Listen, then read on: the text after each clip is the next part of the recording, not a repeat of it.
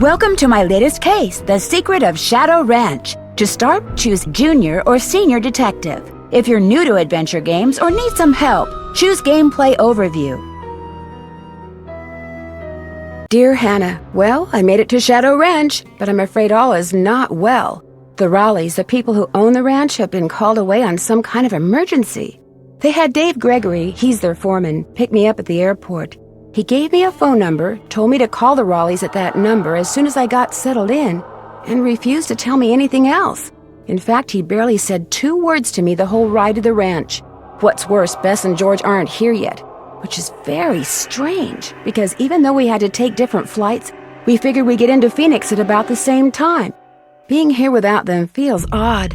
After all, the Raleighs are their aunt and uncle, not mine. I wouldn't even be here if Bess and George hadn't begged them to invite me out to the ranch for 2 weeks, too.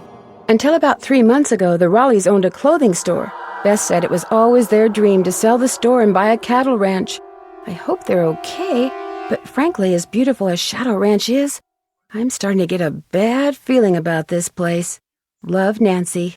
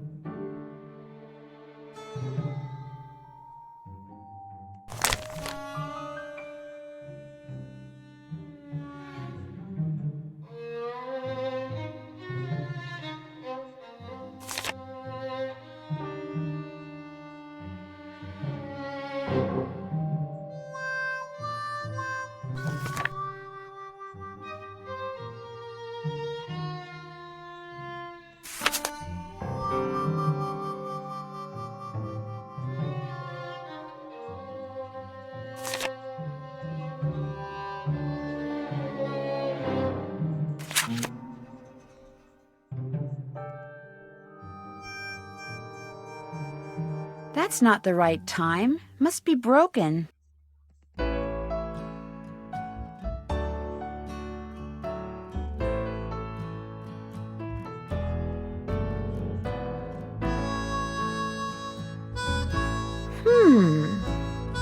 Something goes here.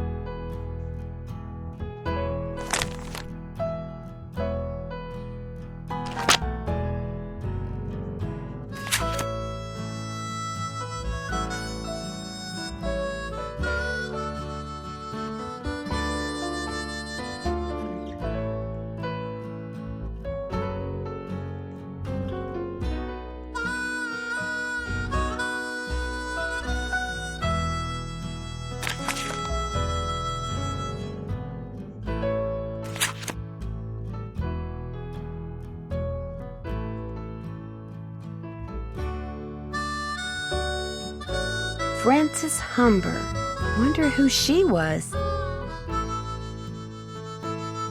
Phoenix and surrounding areas will be hot and dry today, with temperatures expected to reach the mid-90s by 5 this afternoon. After that, temperatures will begin to drop, with a nighttime low in the mid-60s. Most areas to the south and west of Phoenix can expect more heat for the next several days, while areas to the north and east should also expect rapidly developing thunderstorms. So if you're going to be hiking, biking, camping, or horseback riding, be aware that sudden downpours and flash floods are always a possibility at this time of year, and don't go into the wilderness areas unprepared. We've got several livestock auctions in the area.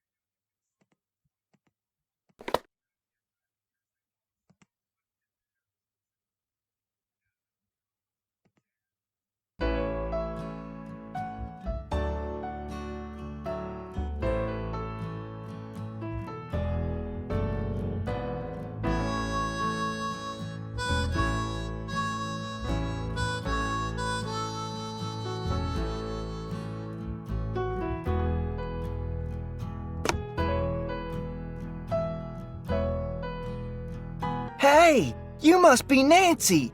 I'm the cook, Shorty Thurmond. Welcome to Shadow Ranch. Come on over here and tell me about yourself. You have talked to the Rawleys, right? Wrong. I promised the Rawleys I wouldn't talk to you until after they did.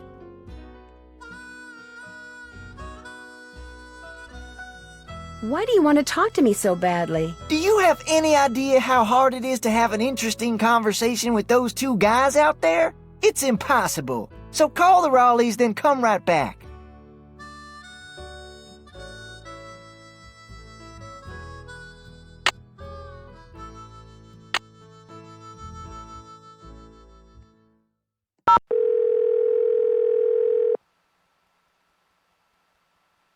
Hello? Hello, Mrs. Raleigh. It's Nancy Drew. Nancy, are you at the ranch? Yes, and I'm a little concerned that you're not. Is everything all right? Oh, everything's fine. I mean, it is now. It wasn't last night, of course. Everything would have been fine last night if you hadn't made such a fuss. How could I not make a fuss? There was a rattlesnake in our bedroom, for Pete's sake. Did you say rattlesnake? I told Ed to leave it alone and let one of the hands get it out of there, but no, Ed started poking at it with my yardstick, and all of a sudden it leapt up and bit him. How bad? Well, his arm swelled up something awful, and he was feeling pretty poorly by the time we finally got him here. I was fine. She's exaggerating. Oh, Ed, you wish. Anyway, dear, he's doing much better today, and the doctors think he'll be well enough to go home in a day or so. I'm well enough to go home right now. No, you're not. If I don't stay here with him, he'll get up and walk right out that door. No, I won't.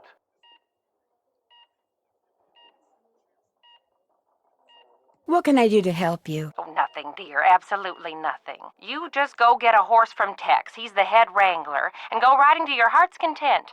I told Shorty to go ahead with the cookout I planned for tonight, and... The envelope. Have her take that envelope to Mary. Oh, good idea. There's an envelope in the roll-top desk in the den marked Mary. If you could ride over to Mary Yazzy's and give it to her, we'd really appreciate it.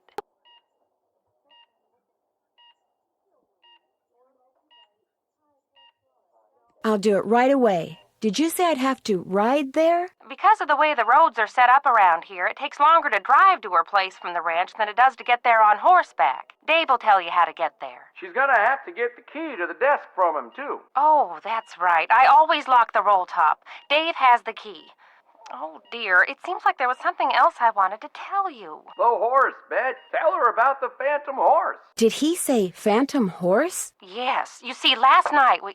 Hello, Mr. Raleigh. Time for those tests. Uh-oh. We have to go. Don't worry about us, dear. You just go have fun. Just be sure to wear a hat and drink plenty of water. It's going to be another hot one. Bye! No, wait. Just tell me about the... phantom horse?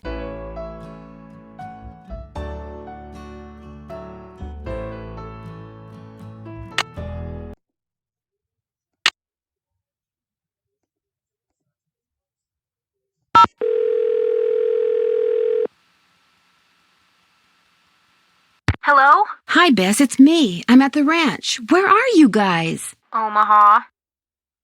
Omaha? As in Nebraska? Our plane had to land here so they could fix some radio problem, and now they're saying... It's Nancy. Hi, Nancy. Hi, George. Now they're saying we may be here for hours.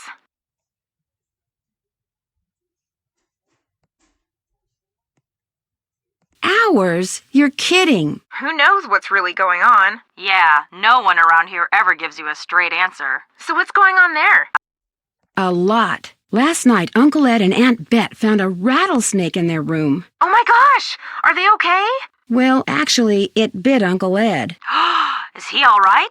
He will be. Right now, he's in the hospital. He'll probably be there for a day or two. Aunt Bet's staying with him. Oh my gosh! And apparently a phantom horse showed up at just about the same time as that snake. A phantom horse? Of all the times to get stranded in some stupid airport. Look, you just better keep us posted, Nancy Drew. That's all I gotta say. We're so bored. George just bought a book on 19th century clothing and accessories. George did? It's the only thing in the bookstore here that looked halfway interesting. So if you need to know anything that's even remotely related to 19th century fashion, let us know, okay? Sounds good to me. So what else has been going on?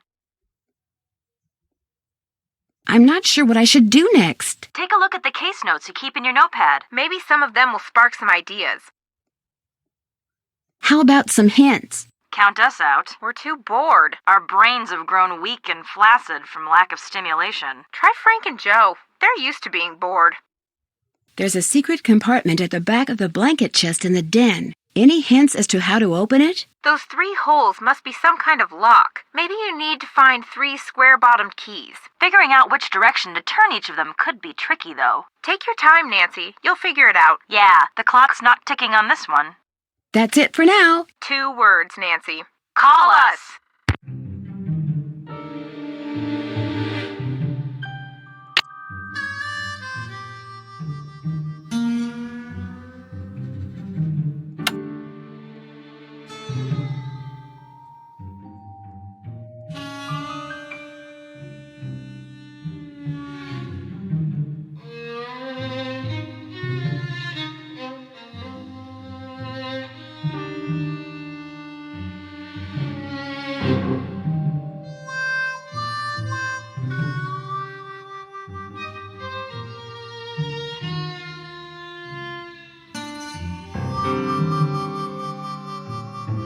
Tell me you've called the Raleighs. I have, and I still can't believe what happened to Ed. That is creepy, isn't it? But the horse, that was even creepier. See, I was just about to crawl into bed last night when all of a sudden this glowing horse comes galloping up outside. It stops and rears and paws, whinnying and snorting. Then it just wheels around and gallops off into the night. It was Dirk Valentine's horse, you know. Now it's a phantom. Dirk Valentine? Dirk Valentine was an outlaw around here back in the 1880s. Legend has it he was in love with Frances Humber. She lived right here on Shadow Ranch. Unfortunately, her daddy was the sheriff. Something tells me this story does not have a happy ending. Because of him, Valentine was captured and eventually hanged. Ever since, the ghost of his horse has been roaming the desert, cursing whoever sees him with bad luck. You don't really believe that, do you? All I know is Ed Raleigh sees the horse, and what happens less than 2 minutes later? He gets bit by a rattlesnake. You do the math. Well, I'd better get going. Pleasure talking to you.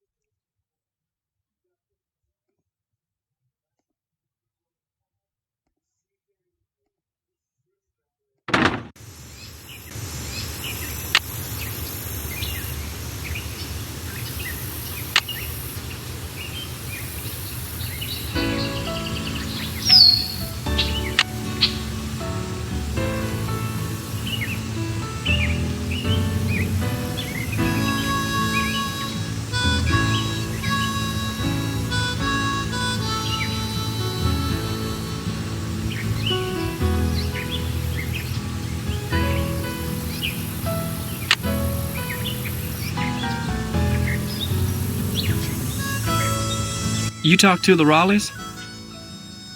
I sure did. Do you think Ed's gonna be all right? He'll be okay. Getting bit by a rattler's no picnic, but it sounds like he's out of the woods. How do you think that snake got into their room? Probably crawled in through a mouse hole sometime during the day and took a nap. Nighttime's when they're most active. Something the Raleighs found out the hard way. Has anything like that ever happened here before? Not since I've been here. Guess you're gonna be asking me a lot of questions, huh? I'm sorry. Am I bugging you? The Raleighs said you were a detective.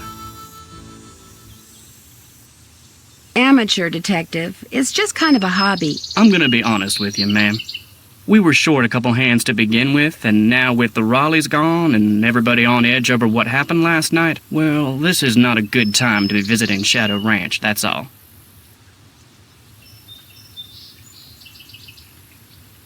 The Raleighs asked me to take something out to Mary Yazie's, but it's in the den in the roll-top desk, which is locked. They said you had the key? Sure do.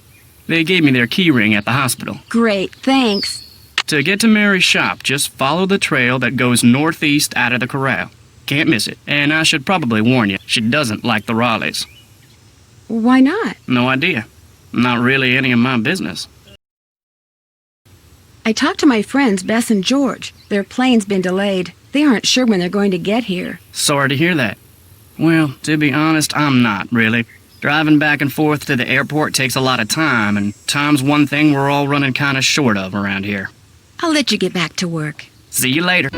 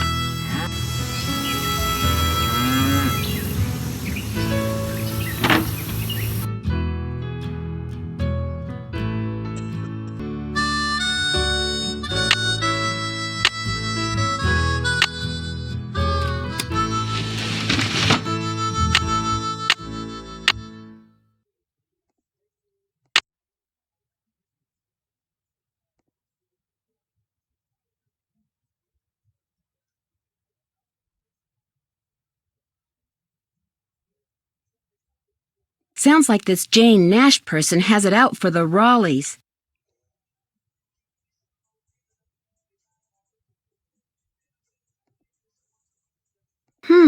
The Raleighs sold a trunk full of junk to Mary Yazie.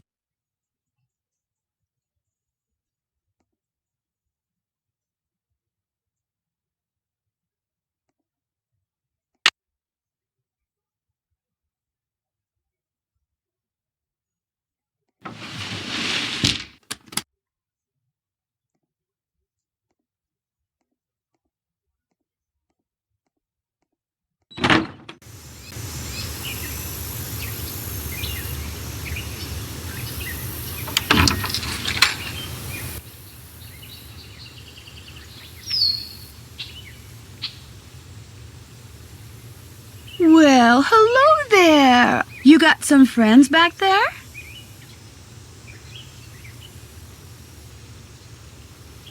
Tex would have a cow if I rode bareback.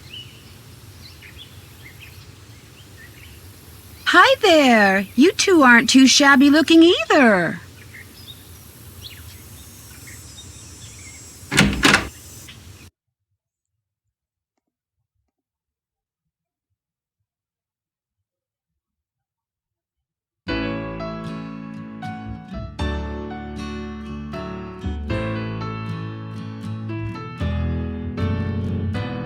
So which one are you? Excuse me? The Raleighs said they were going to be inviting some young ladies out here. I take it you're one of them. I'm Nancy Drew. My two friends haven't arrived yet. Why not? Their plane was delayed. They'll be here as soon as they can. I brought 3 horses in this morning. Hardly fair to keep them tied up all day if nobody's gonna ride them. So you're in charge of the horses? I'm the head wrangler. You wanna ride, you come to me. You prove to me you know what you're doing, I may just let you. How do I prove to you I know what I'm doing? First thing you're gonna do is never ride unless you're wearing a hat and gloves. And unless you got a full canteen of water. You can wear that hat over there. It's Mrs. Raleigh's. Got a helmet built right in. Her gloves are on the saddle you'll be using. And you can get a canteen from Shorty. Then you're gonna saddle and bridle your horse. No need to brush him. I do that when I bring him in. Then you're gonna lead him to the mountain block in the corral and mount up. Then I'm gonna ask you some questions. You can't ride outside the corral till you get all the answers right. Once I pass your test, can I ride any time I want? Long as you talk to me first. When you're done riding, you're gonna dismount, hook your horse up, take the saddle and bridle off and put 'em back where you got 'em. Always keep your gloves with your saddle. Which horse would you like me to ride? The bay over there. Name's Bob. If you get off when you're on the trail, don't tie your reins to nothing. Just drop 'em. And barring an earthquake or something, old Bob will stay put. Did you see the phantom horse last night? I saw something. Just what? I still ain't sure. May I go riding now? Nope. With the Raleighs gone, the ranch is real short-handed. Before you ride, you're gonna have to go see if Shorty's got any chores that need doing. Gotta get a canteen from him anyway. Talk to you later. No hurry.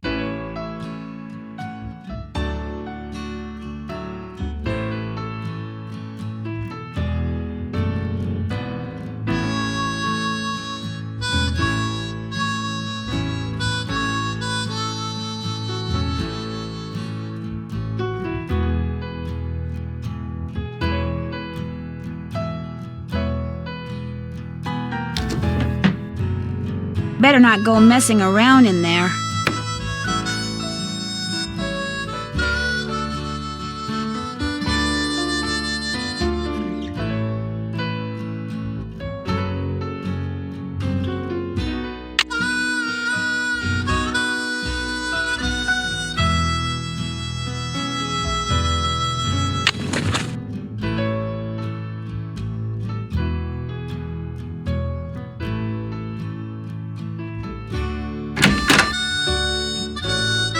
I don't want to lug this saddle around all day. I should put it back.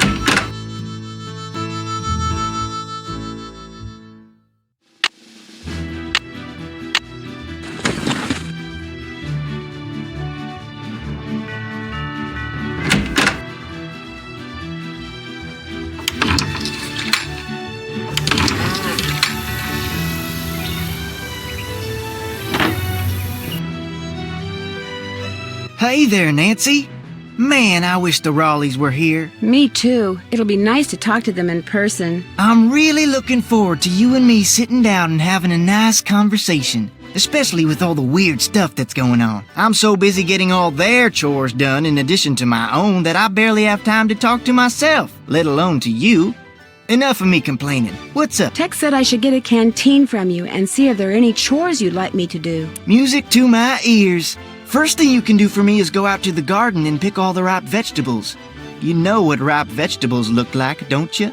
You bet I do. Good, 'cause if you pick vegetables that aren't ripe yet, I'll be real ticked. You can put 'em in the vegetable basket that's hanging outside. And one more thing. Sometime today, I need you to build a cooking fire in the pit outside. I'll light it when I'm ready to start cooking. And be sure to fill the bucket out there with water and leave it by the pit. You know, just in case something catches on fire that isn't supposed to. The Raleighs wanted to have a cookout tonight, and by golly, we're gonna have a cookout no matter who is or isn't here. Well, I'd better get going. Pleasure talking to you.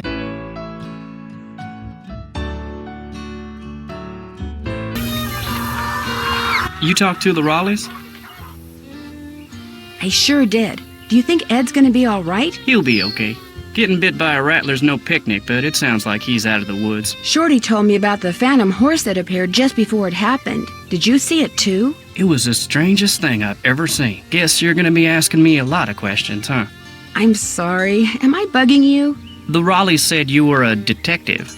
Amateur detective. It's just kind of a hobby. I'm gonna be honest with you, ma'am. We were short a couple hands to begin with, and now with the Raleighs gone and everybody on edge over what happened last night, well, this is not a good time to be visiting Shadow Ranch, that's all. The Raleighs asked me to take something out to Mary Yazie's, but it's in the den in the roll-top desk, which is locked. They said you had the key? Sure do. They gave me their key ring at the hospital. Great, thanks. To get to Mary's shop, just follow the trail that goes northeast out of the corral. Can't miss it. And I should probably warn you, she doesn't like the Raleighs. Why not? No idea. Not really any of my business. I talked to my friends, Bess and George. Their plane's been delayed. They aren't sure when they're going to get here. Sorry to hear that. Well, to be honest, I'm not, really. Driving back and forth to the airport takes a lot of time, and time's one thing we're all running kind of short of around here. How do you think that rattlesnake wound up in the Raleigh's bedroom? Probably crawled in through a mouse hole sometime during the day and took a nap. Nighttime's when they're most active. Something the Raleighs found out the hard way. Could somebody have put it there? Guess it's possible. Person would have to know how to handle snakes, of course, but then if you work in the desert, that's one of the things that's good to know. I'll let you get back to work. Take care.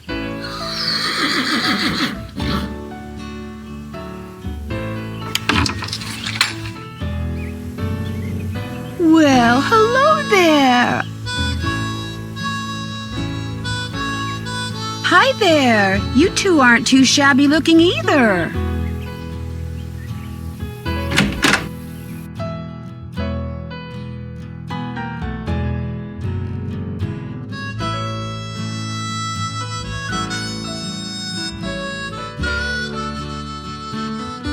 So which one are you? Excuse me? The Raleighs said they were going to be inviting some young ladies out here.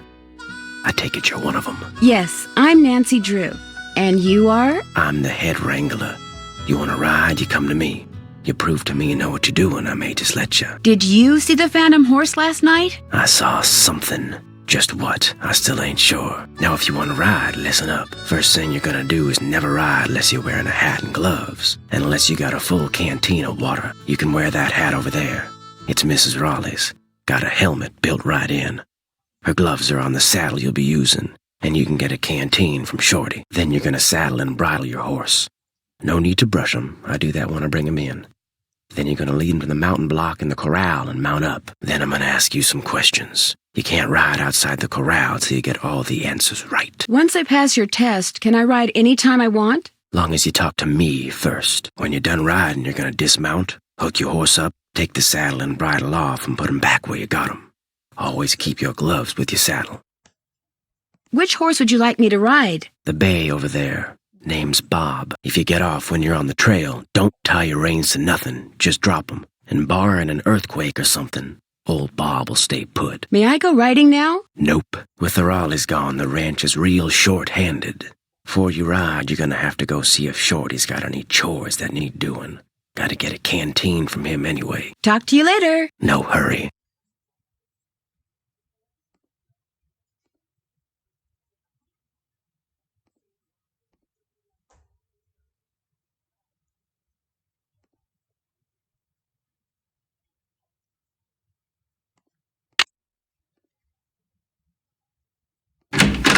You got some friends back there?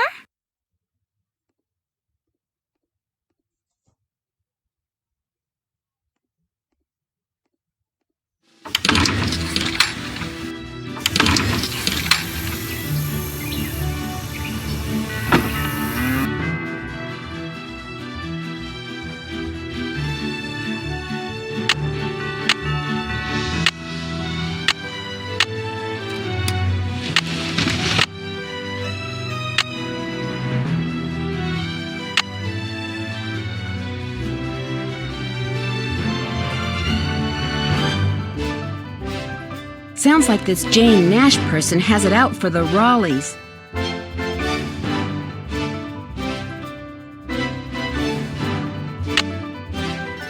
The Raleighs sold a trunk full of junk to Mary Yazie.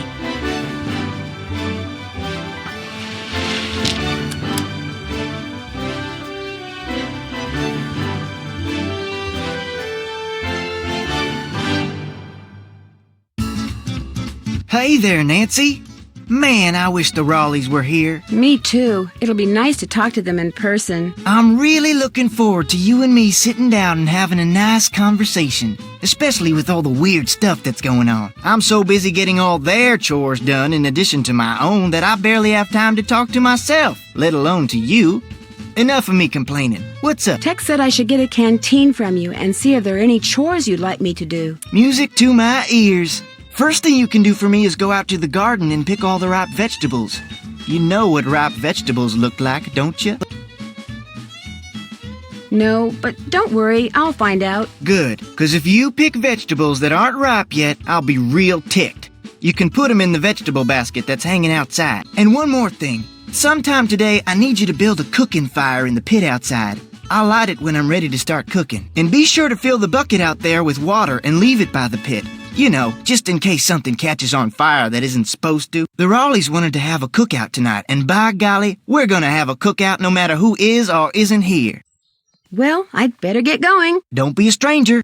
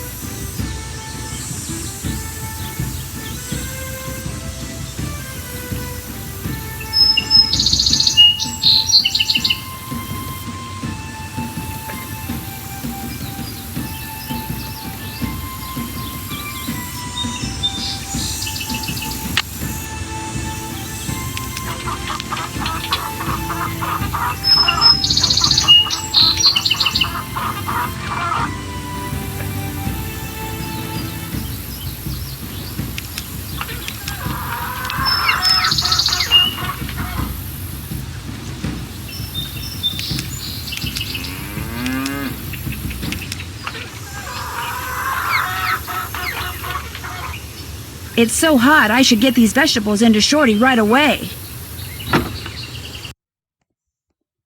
Pick those vegetables for me yet? Take a look. Oh no, you got stuff in here that isn't ripe yet. Picking stuff before it's ripe is a waste of perfectly good food. So don't do it again, you hear? Now, second thing I need you to do for me is take this, go out to the chicken coop and fill it up with eggs. Just be careful of that basket. It's kinda old. And don't forget to build me that campfire like I asked. You got it.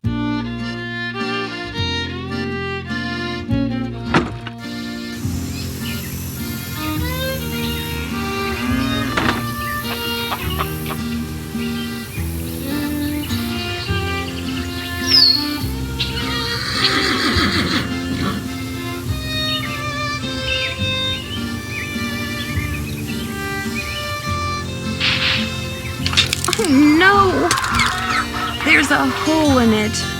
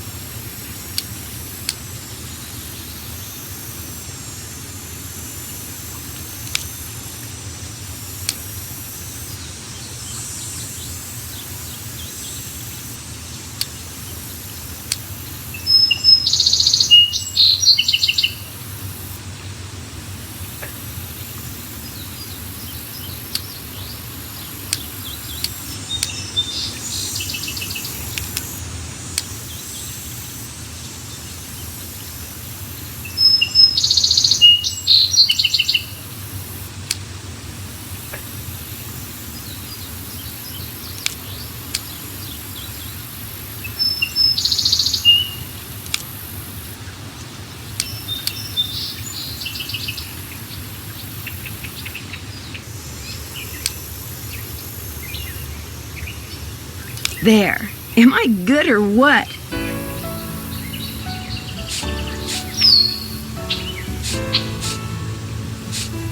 Voila!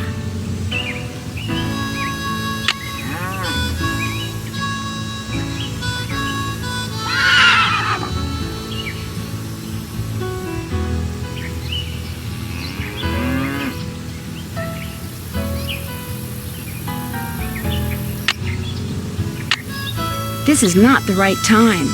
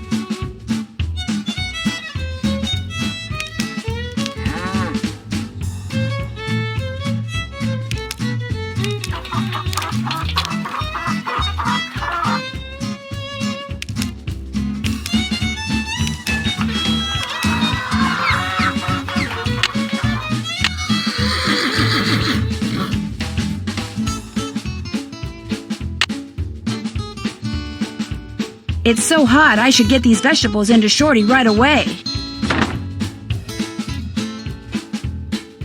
Pick those vegetables for me yet? Take a look. Oh no, you got stuff in here that isn't ripe yet. Picking stuff before it's ripe is a waste of perfectly good food. So don't do it again, you hear?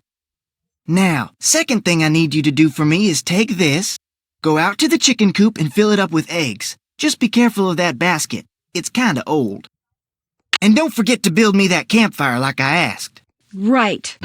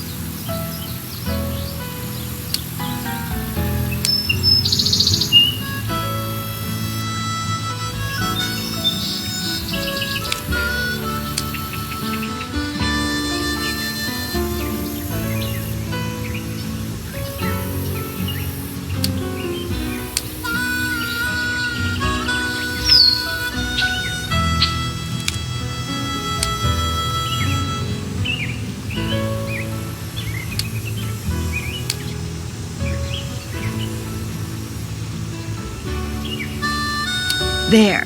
Am I good or what?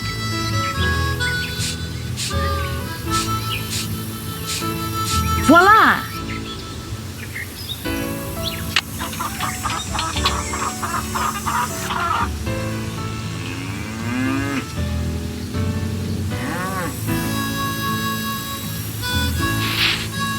Oh no! There's a hole in it.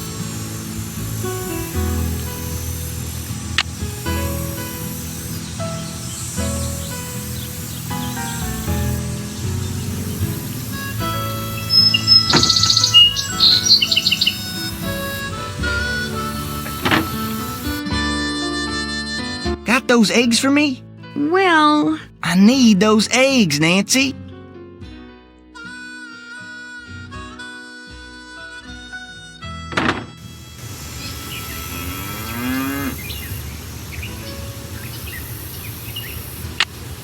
I need something to put the fire out.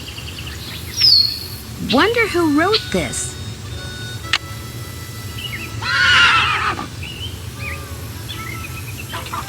Something goes here.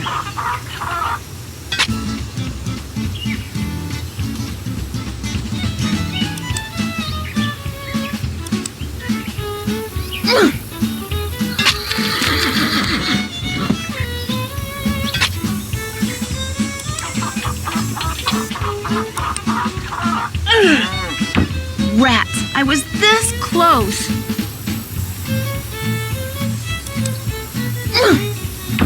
Rats! I was this close!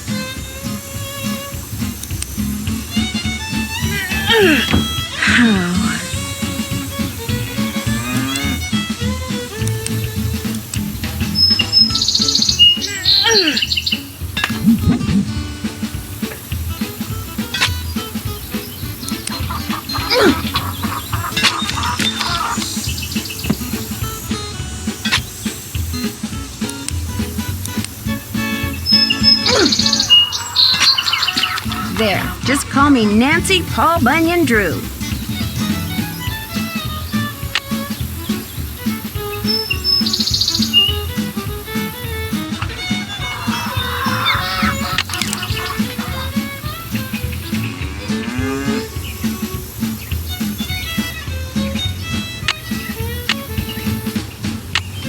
Not yet. I need to start with tinder. I need to start with tinder.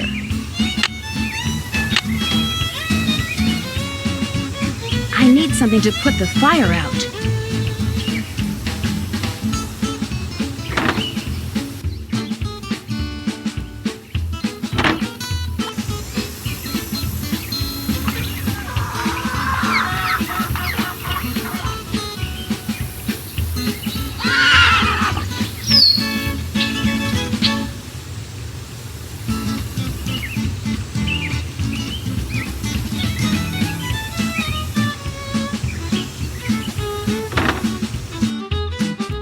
Got those eggs for me?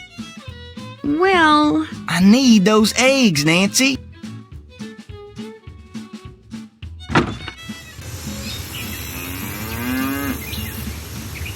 Hello, Nancy. Something I can do for you? I'll let you get back to work. Appreciate it.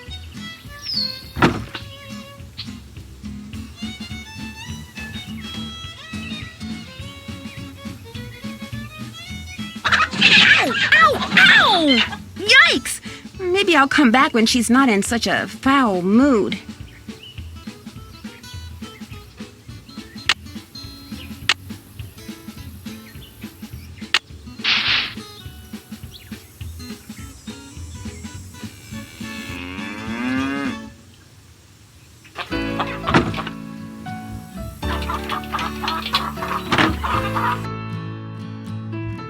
You can find more eggs than that. You bet I can.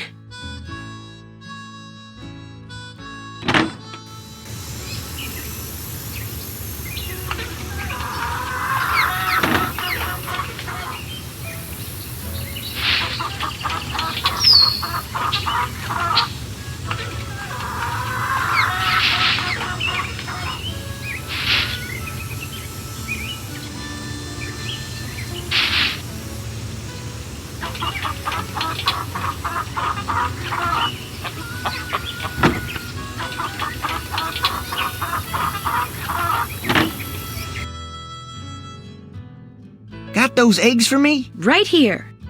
Good for you. Anything I can do for you now? Do you think I could get a canteen of water from you? Got one right here. You're good to go. Well, I'd better get going. Don't be a stranger.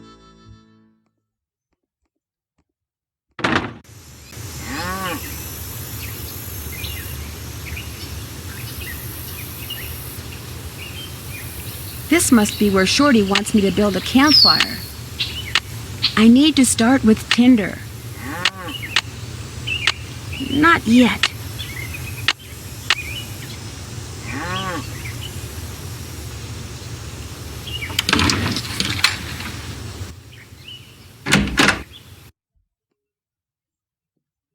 Need something? May I go riding now? Yep, if you got everything I told you need, and you think you know your stuff when it comes to horses, old Bob's all yours.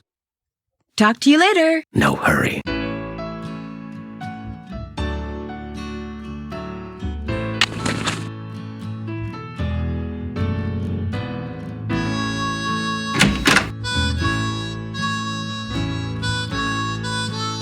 Tex would have a cow if I rode bareback.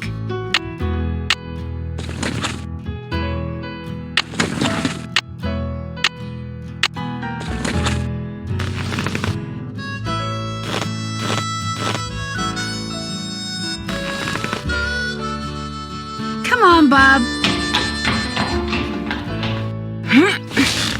I'm ready.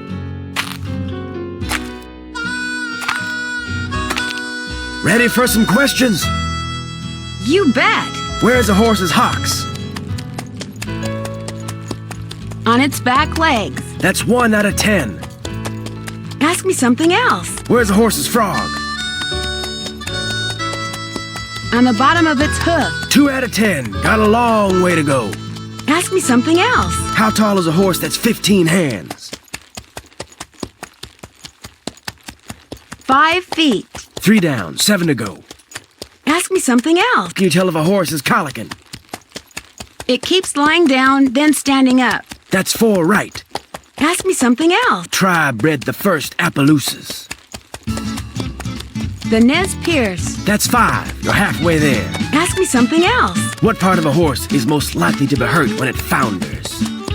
Its feet. Bingo. That was number 6. Ask me something else. What part of the saddle should you always check before you head out on the trail?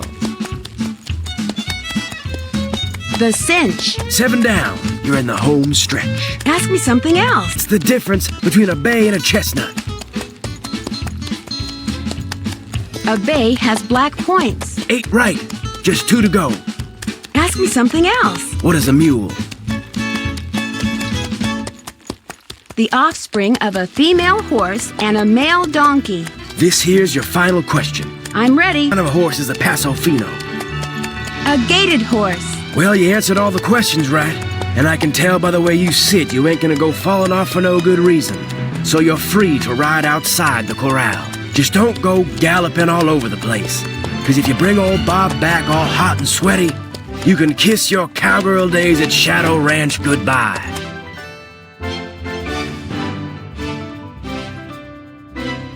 Okay, Bob. What do you say we do some sightseeing?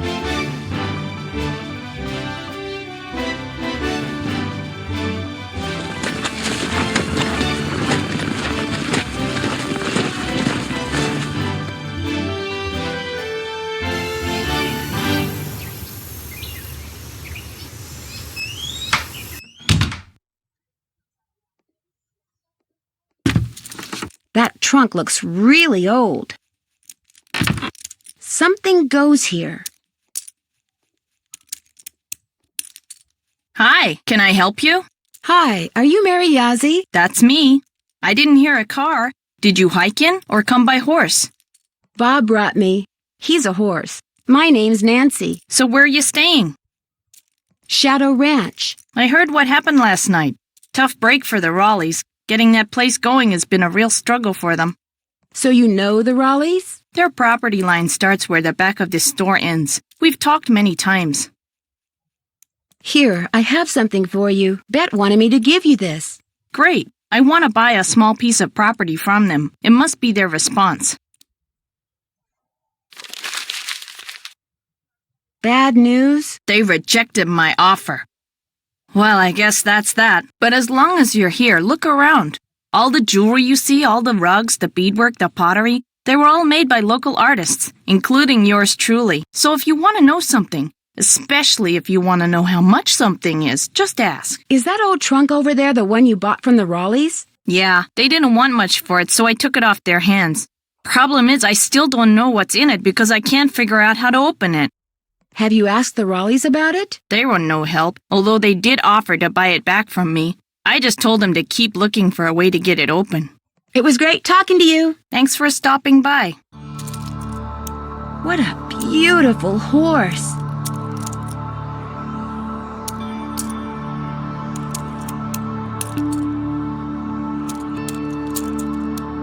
Would you mind if I try to get this open? Please do. In fact, if you get it open, I'll let you keep something from it. You can have your pick.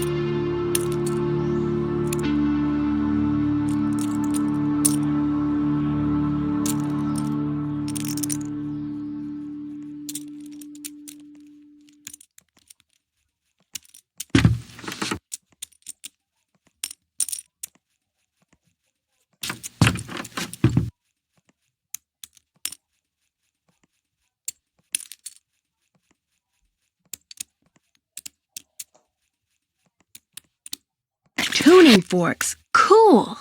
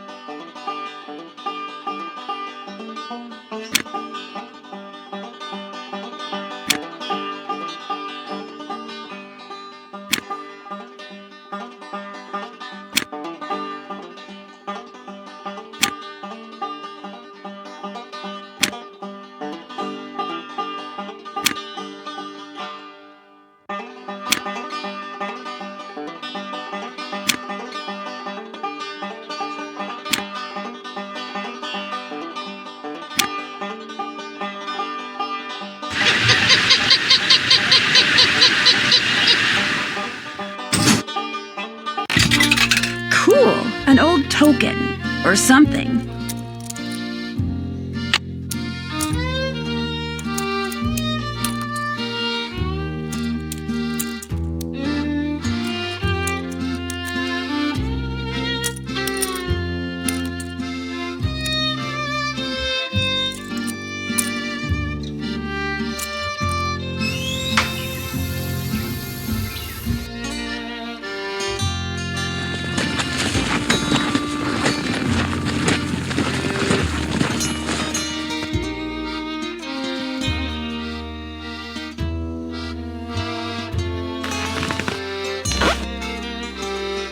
Come on, Bob.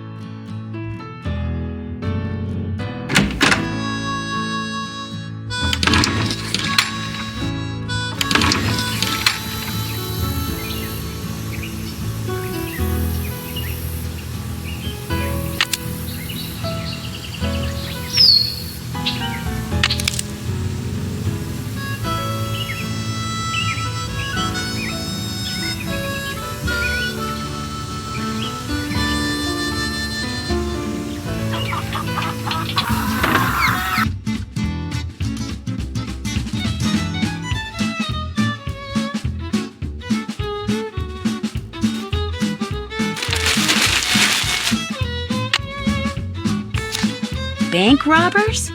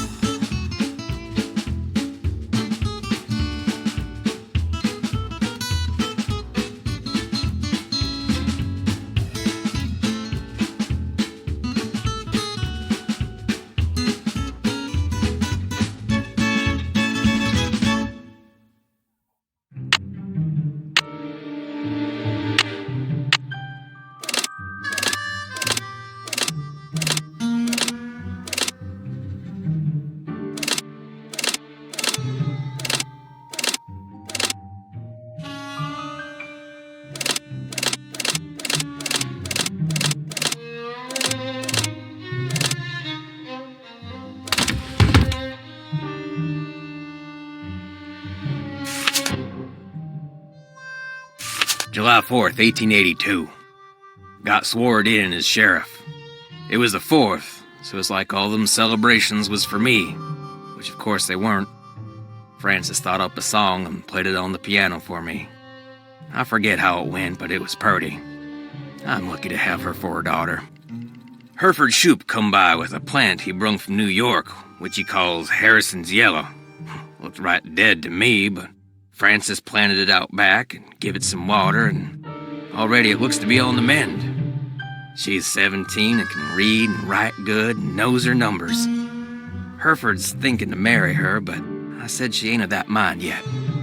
March 30th, 1883. Francis has got eyes for a young man named Dirk. She says he's from Prescott. Cappy says when she plays the piano, this Dirk makes everyone be quiet so he can hear her good. I ain't never seen her smile like she smiles now. I told her to bring him to the ranch for dinner, but she says he won't come because he is too shy. I wonder if that is the truth. April 16th, 1883.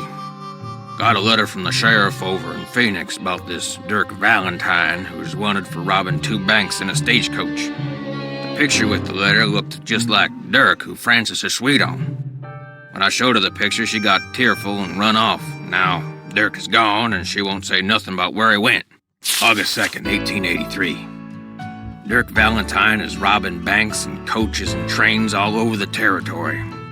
Francis says he never ever shoots his gun and only steals from people that already got plenty of money. But that ain't true, because some of them trains he robbed was carrying money, meant to pay miners their hard-earned wages. He is nothing but a no-good, greedy outlaw. But Francis gets real mad when I say that. I fear she is still sweet on him, and that she sees him when she knows I am busy, and gets letters from him which she hides from me. September 9th, 1883. Got hold of a note Francis sent to Dirk and saw where they was going to meet. So I got a posse and we caught Dirk. Now he's in jail. The judge is coming next week, and I hear he is a hanging judge, so Dirk most likely ain't long for this world. Francis won't say nothing to me no more and says she never will again. September 13th, 1883. Dirk sent a secret letter to Francis, which Mason got hold of and give to me. I locked it up so she won't ever read it. Francis ain't allowed to see Dirk in jail, of course. Francis took Brownie in my big saddlebag and is gone. She ain't told no one where she's going, not even Cappy. But I know she will forget Dirk, and when she does, she will come home because she's a smart gal and will figure out that I did what I'd done for her. They hung Dirk at noon. I thought I would be glad, but I ain't. January 4th, 1884. My sister says her little girl Ellie got a letter that said Francis went east and was not of a mind to ever return. I hope this ain't the truth, because I miss her something awful. June 11th, 1884. The Harrison's yellow, which Francis said was her favorite flower in the world, is just a pile of brown sticks now. I don't know how to look after delicate things like that, so it is my fault that it died. I ain't seen or heard from Francis in a year. I tell people she's on her way home, but when I look in my heart, I know this is a lie. She'll never come back to Shadow Ranch, and it is my fault. I'll just have to find a way to live with it. This doesn't look like it was ever opened.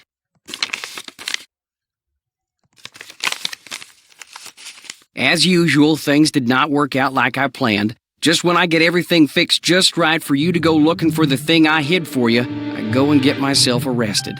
But no matter what you hear, nothing is gonna happen to me. I will be fine and we will be together soon, I promise. Meanwhile, you can keep busy by looking for what I hid. Start by using this piece of paper to mark where all the rock pictures are. They will tell you what to do next. Your favorite flowers and the flowers on your favorites, start keeping them in mind too. I will leave a message for you in this here cell, just in case they decide to move me to the jail down in Tumbleweed or something. I like vexing your brain, because when you are thinking real hard, like when you're playing the piano, you are more beautiful than anything in the world.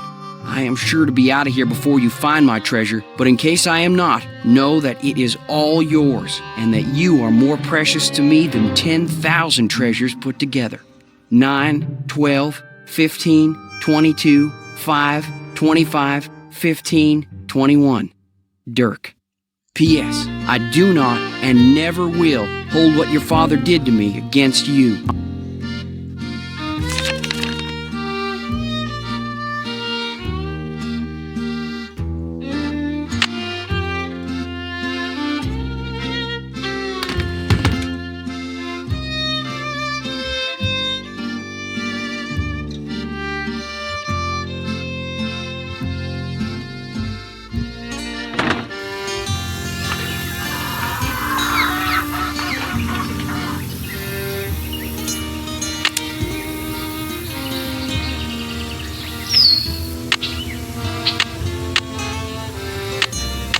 So far, so good.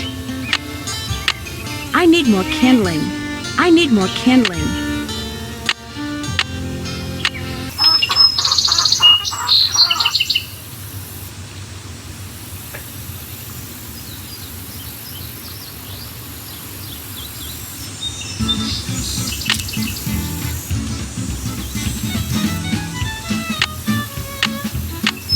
Not yet. So far, so good. That should do it. There, one extremely well-built campfire, if I do say so myself. Great looking fire, Nancy. Nice job.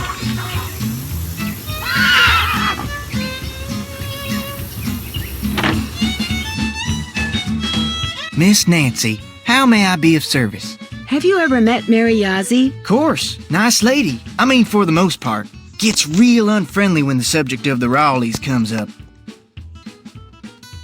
Do you know anything about the piece of property she's been trying to buy from the Rowleys? Well, I know she says she wants to buy it because she feels spiritually drawn to it, but I think she's got something up her sleeve. Oh, Nancy, it's great having you here. I mean, I like to talk, you know? I like to converse, to debate, to discuss. You like to gossip, don't you? More than anything. Which isn't a bad thing. People like you and I are fascinated by the human condition, that's all. So, who else do you want to talk about? Nobody really. Well, I'd better get going. Don't be a stranger.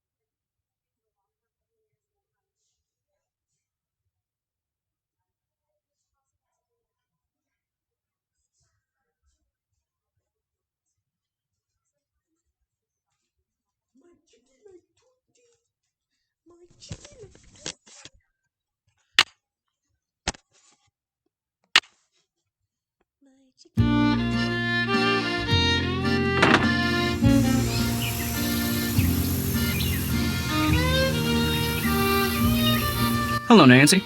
Something I can do for you? How long have you worked here? About as long as the Raleighs have lived here. About 3 months, I guess. I was their first hire. First me, then Tex, then Shorty. That Shorty sure likes to talk, doesn't he? He does his job and he does it good. As far as I'm concerned, that's all that's important.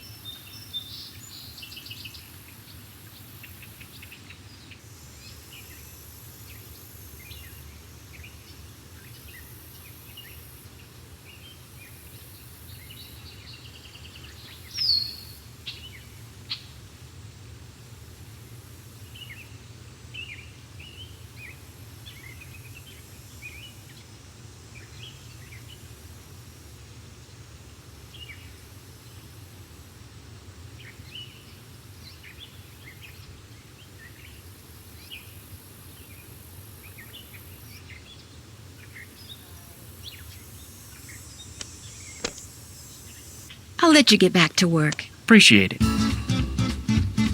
Hello, Nancy. Something I can do for you? I found a letter that may have been written by Dirk Valentine to Francis Humber way back in the 1880s. What do you know about them? I know there's a painting of her over in the ranch house, and that's about it. Why? What'd the letter say? The letter made it sound like Dirk was sending Francis on some kind of treasure hunt. Well, if the guy did hide something, it's probably long gone by now. I'll let you get back to work. Ma'am?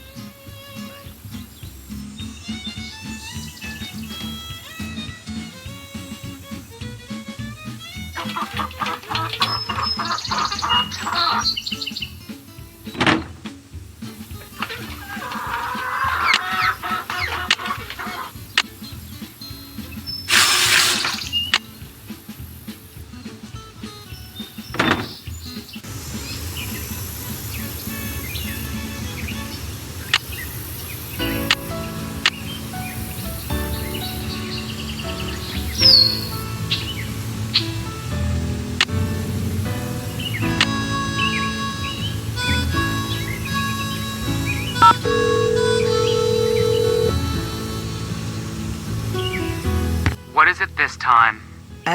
Excuse me? Nancy, hi! Sorry, I thought you were somebody else. Am I calling it a bad time? Hey, Nancy. Hi, Frank. I thought you were this guy we're doing some work for. You guys are on a case? That's great. No, it's not. Turns out the guy is a bit neurotic. What does he want you to do? He wants us to track down his missing laptop.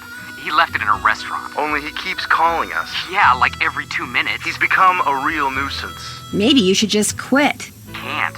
Of course you can. The guy's filthy rich, and if we find that laptop, he said he'd make us filthy rich. But the real reason we can't quit is he's the son of our mother's best friend. Yeah, if we quit, we'd never hear the end of it. Uh-oh, we've got another call. Let him leave a message for the 9 millionth time. So Nancy, tell us about the ranch. The Raleighs aren't here because Mr. Raleigh was bitten by a rattlesnake last night. Whoa, how bad off is he? He's still in the hospital, but they think he's going to be okay. And that's not all that happened last night. We're listening.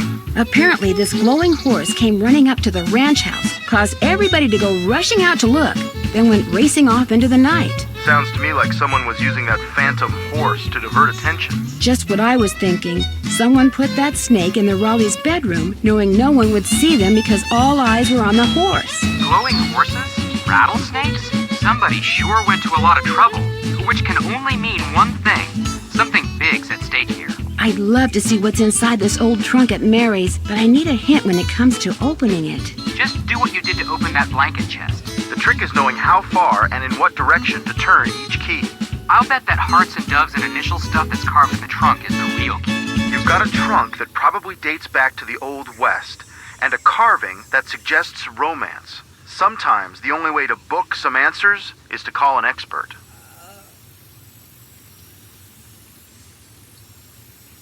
I could sure use a hint when it comes to using that piece of paper Dirk left for Francis to keep track of where the rock pictures are. Just look for petroglyphs, and when you see one, mark its position on the grid. Eventually, a message will appear, if you're careful.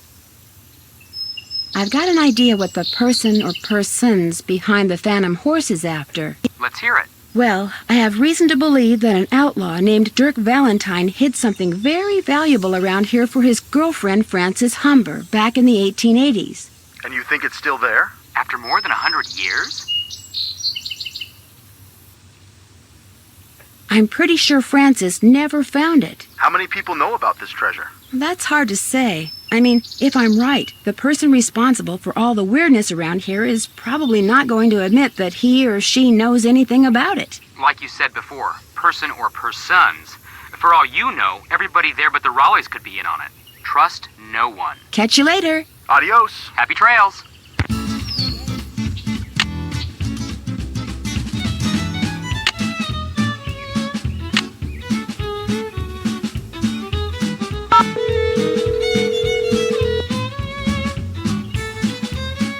Charlene of Purcell's office. Hi, my name is Nancy Drew. May I please speak to Miss Purcell? Concerning? I'm staying at a ranch in central Arizona, and since she knows so much about the history of Arizona, I thought maybe she could answer some questions for me. Questions concerning? Well, I came across a very old trunk that might contain stuff that has to do with these people named Dirk Valentine and Francis Humber. Only I can't open it. Did you say Dirk Valentine? And his girlfriend, Francis Humber, yes. Oh, would you hold, please? Thank you for holding, and thank you for calling the office of Charlena Purcell. Miss Purcell's latest novel, Like Wind Through My Heart, was an instant bestseller. And like so many of her novels, it recently received the Catherine Coop Award for Historical Excellence. Reading a Charlena Purcell novel is like traveling through time to the old Southwest on the wings of love. This is Charlena. Who is this again? Nancy Drew? Tell me about the trunk you found. Well,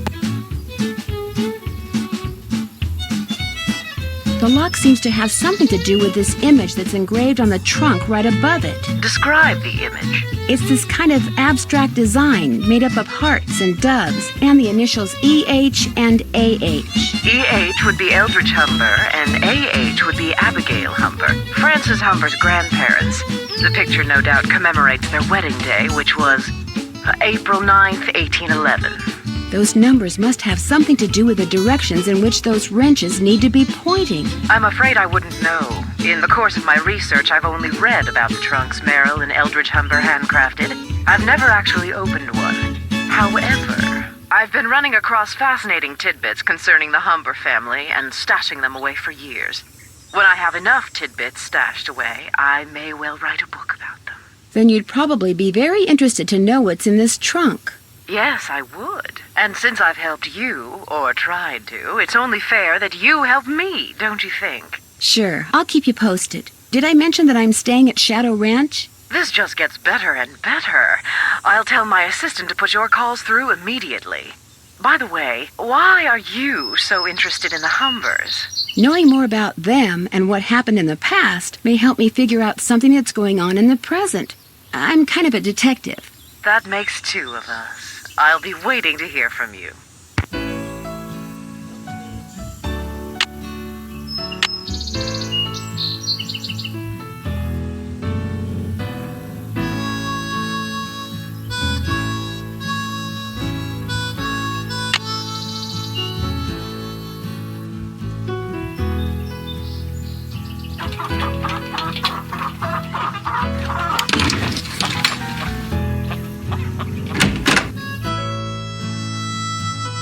You still here? You sound surprised. You and your friends, if they ever show up, you ain't gonna last more than 3 days out here. Well, I hope you like surprises, Tex, because you're in for one. City folk can't take living out here. Too rugged, too much work, too dangerous. Do you know anything about the treasure that Dirk Valentine supposedly hid for his sweetheart? Nope. Somehow I knew you were going to say that. Talk to you later. No hurry.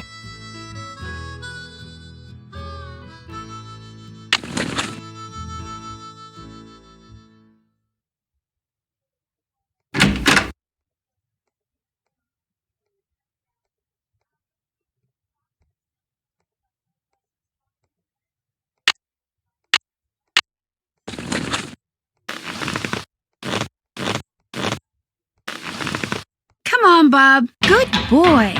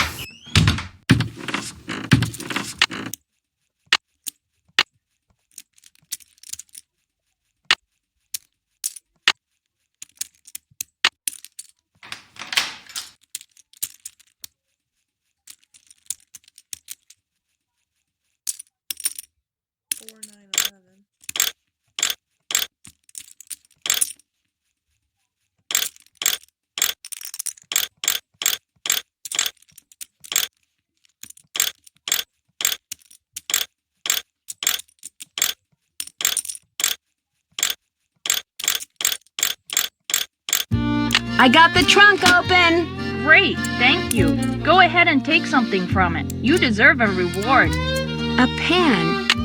If I want something else from the trunk, I should put back what I took before. If I want something else from the trunk, I should put back what I took before.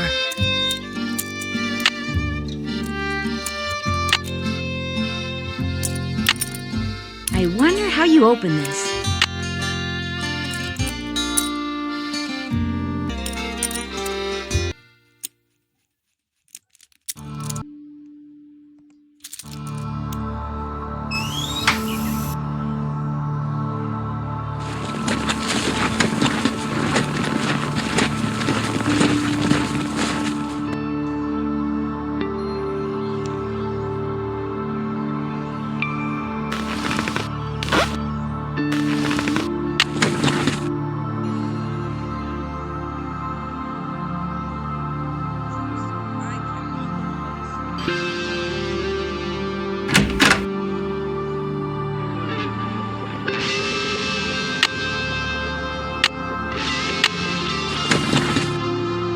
Uh-oh, I'd better put that back.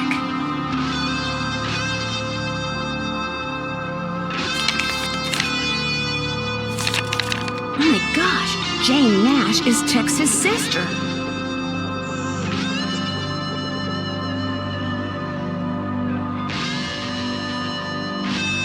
Need something?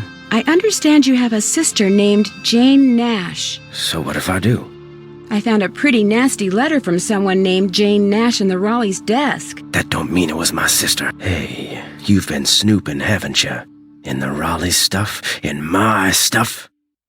I'm just very observant, that's all. My business ain't none of your business. And that includes any sisters I may or may not have. You need to go. I'm busy.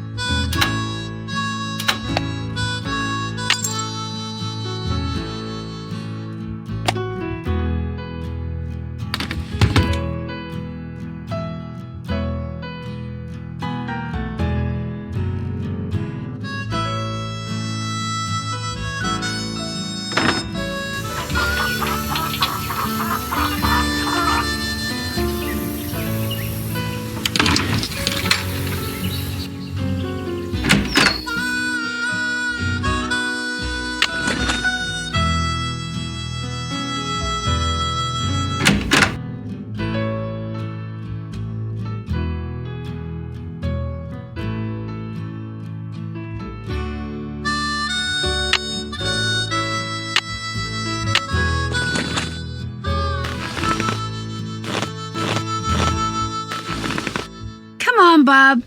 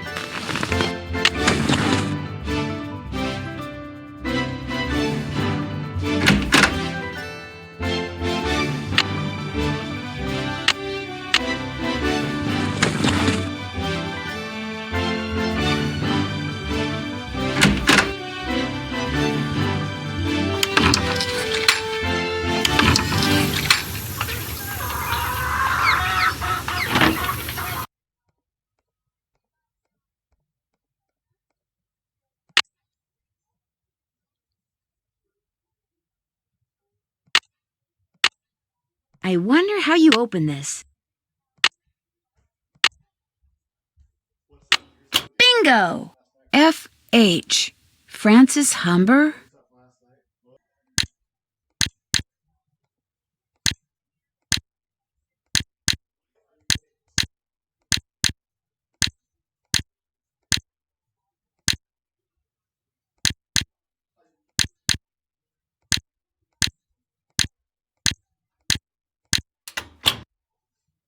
Green bottle under...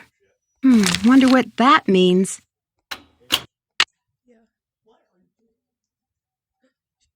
And she'll be coming around the mountain when she goes. Yodelay. I can't take any more. Where are you going? You can't leave. The Raleighs said we were to have a cookout and entertain our guest. Yeah, well, I don't call this entertainment. It's worse than whatever that stuff was you cooked. That was lamb ragout for your information, and it was great. If you couldn't appreciate it, it's because your taste buds are about as sophisticated as a sand flea's. I think I'll turn in too. Night, ma'am. Next time, just stick to burgers. Et tu, Brute? You see that? You see what I put up with? Day in and day out, I cast my culinary pearls before ungrateful, uncultured swine. Well, I'll show them. I'll write a best-selling cookbook, that's what I'll do. Then I'll get my own TV show, then I'll do a movie, and while they're out here punching cattle, I'll become a gazillionaire. Oh my gosh!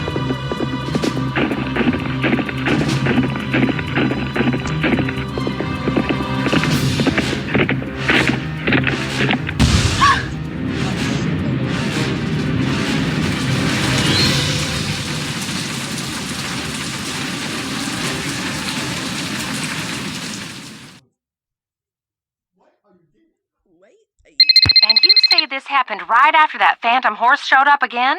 The pump house blew just as the horse was galloping away. Oh my, this is awful. Maybe Shorty was right. Maybe that horse is a bad omen. I'm more inclined to think that someone is using that horse to divert attention. What do you mean? It's possible that while everyone's attention was on that horse, someone sabotaged the pump house.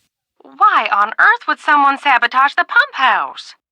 Could someone be trying to get back at you for something? I can't imagine who. Maybe I can find out. You don't think Tex or Shorty or Dave is somehow involved, do you? It's possible, but I just don't know yet. Oh my, you might not be safe there. Maybe we should send her home. I'll be fine, really. I want to help, and I can help. Well, it sounds like we could certainly use your help. Can you think of anyone who might have a grudge against you? No, but I'll tell you what. Ed and I will put our thinking caps on, and if anything comes to us, we'll call you. Have you called the sheriff and told him all this? Not yet. Tell her about the storms. Tell me about the what? The storms. You need to be careful when you go riding because it can be sunny one minute and pouring down rain the next. I'll be careful. Good. And if you have any more questions, just call. One more thing. Until I figure out what's going on, it would probably be a good idea not to mention my suspicions to anyone at the ranch. Of course. Keep in touch. I will. Bye.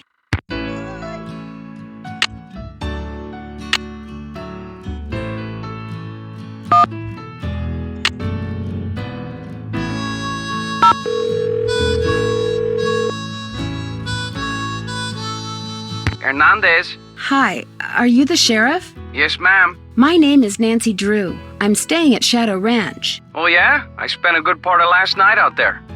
I know. I never got a chance to talk to you. Is there something I can do for you? Thanks for your help. Just doing my job.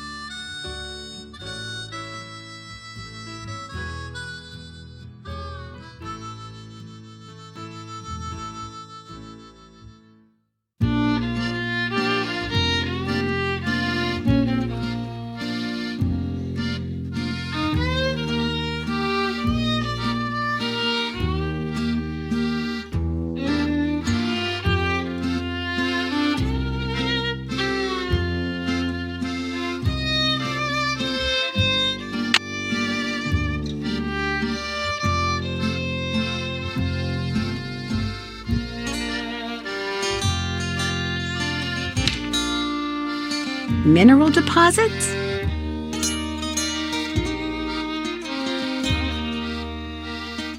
Can I help you find something? No, actually, I pretty much found everything on my own.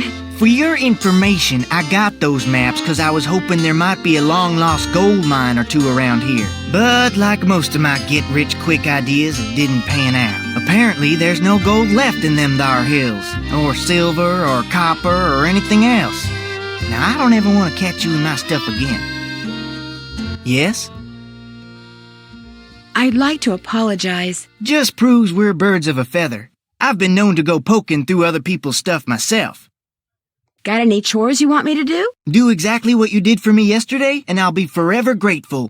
Start by picking all the ripe stuff in the garden again. Basket's outside. Have you been out to the pump house? All the water to the ranch house has been cut off. The livestock will still get water from the windmills, but we humans are gonna have to get every single drop of water we use from the faucet in the pump house. And that's gonna be a royal pain. Why can't that darn horse do its cursed thing somewhere else?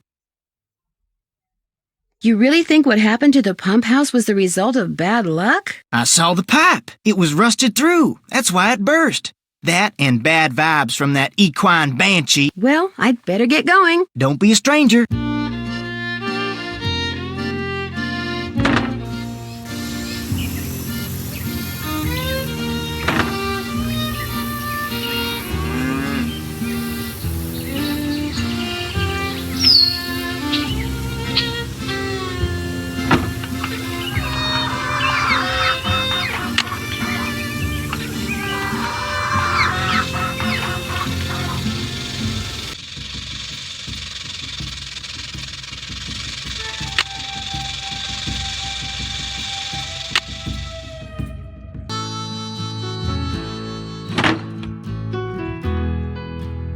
Pick those vegetables for me yet?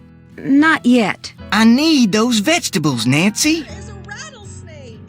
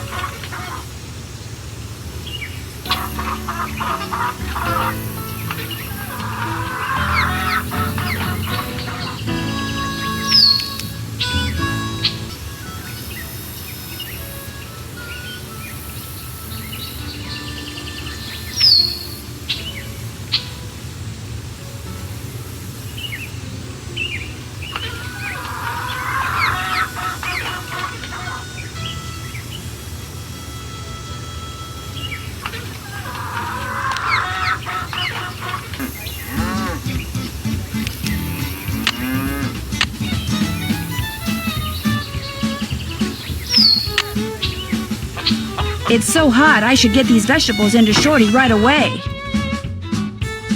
Pick those vegetables for me yet? You betcha. Good for you. Now, if you just fill that egg basket for me again, we'll be all set. Well, I'd better get going. Drop by anytime.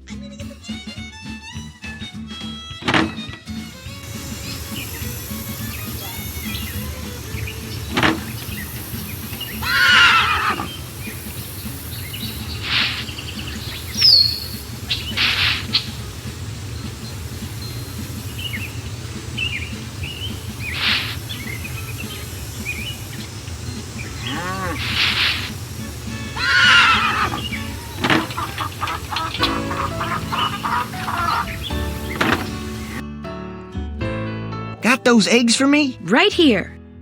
Good for you. I need you to do one more thing. It's Tex's birthday. The Raleighs told me to make him a cake. Now, if I make it, he'll throw a fit. But if you make it, he might actually appreciate it. So why don't you dig a cake recipe out of the recipe box and have at it? I don't care when you make it, just so it's done by the end of the day. The icing's already made. Could I get a canteen of water from you? You betcha. You're good to go. Well, I'd better get going. Pleasure talking to you.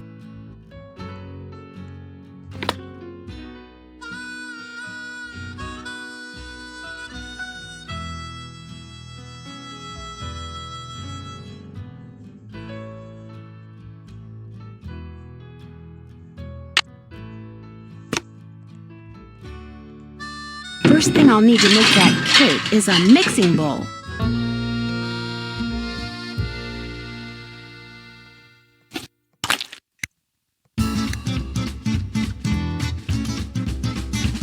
Missed.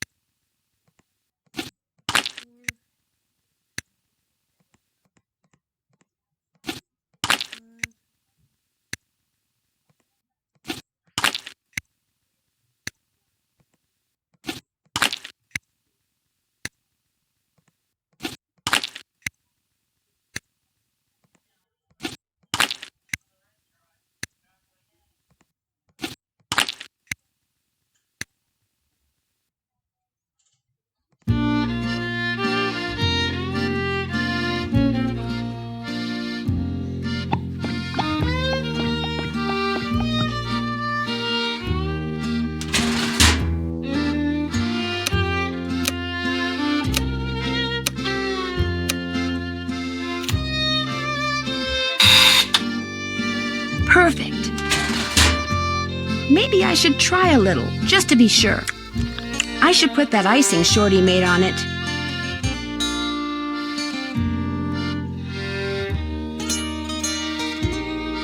What are these? I made you that flour Frances mentioned in her recipe. I cut all the pieces out of marzipan using her old forms, but I'll be darned if I can figure out how the pieces go.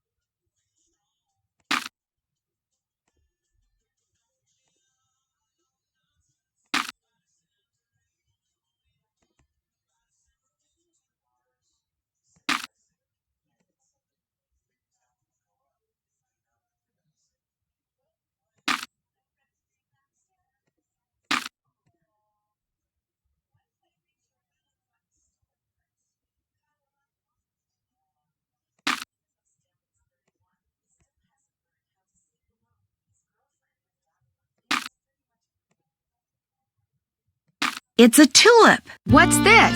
That's food coloring so you can paint that marzipan flower.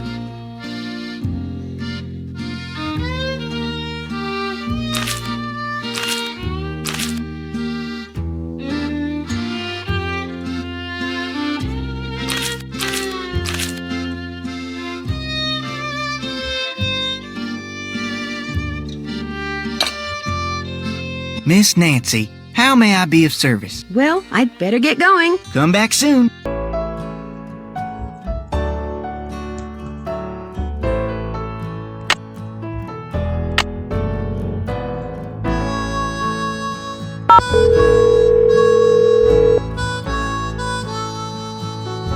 SWGS, this is Gaza. Hi, my name is Nancy Drew. Not too long ago, you provided this person I know with a map that showed the locations of mineral deposits in central Arizona. That's what I'm here for.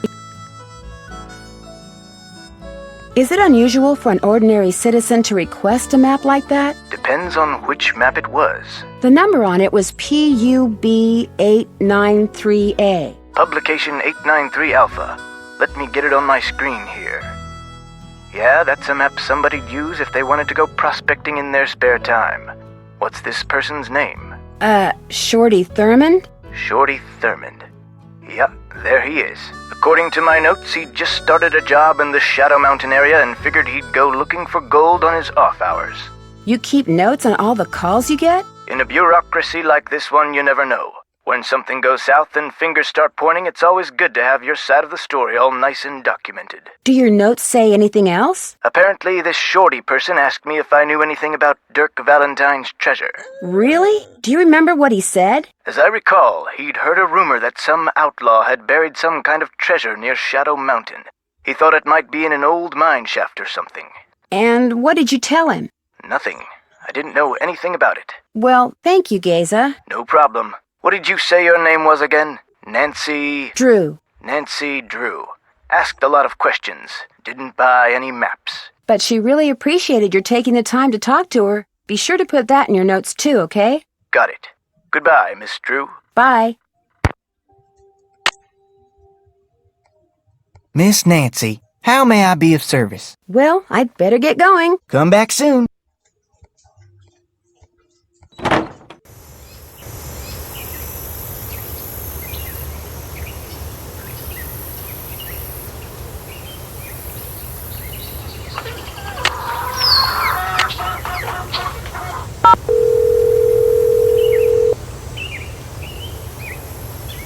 Hernandez. Hello, Sheriff. It's Nancy Drew again. Hello, Nancy. What can I do for you? Would it be all right if I looked around in the pump house? Sure. I'm all done in there. Should have had my deputy take that sign down. Mind my asking why you want to look around? Wait a minute. Dave told me about you. You're the girl detective. Amateur detective. I don't know. Dave seemed to be real impressed with you. In more ways than one, I might add. Do you know most of the men who work at Shadow Ranch? I know them all. That doesn't mean I'm best buddies with them, but it's a pretty small world out here, and I've either known or known of those boys for years. And they're all stand-up guys, as far as you know? I'd vouch for every single one of them. Thanks for your help. Anytime.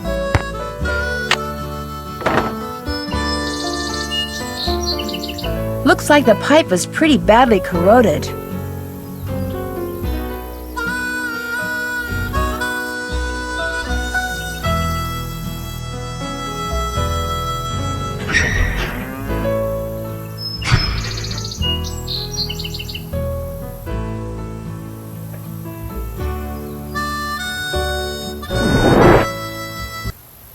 Dave?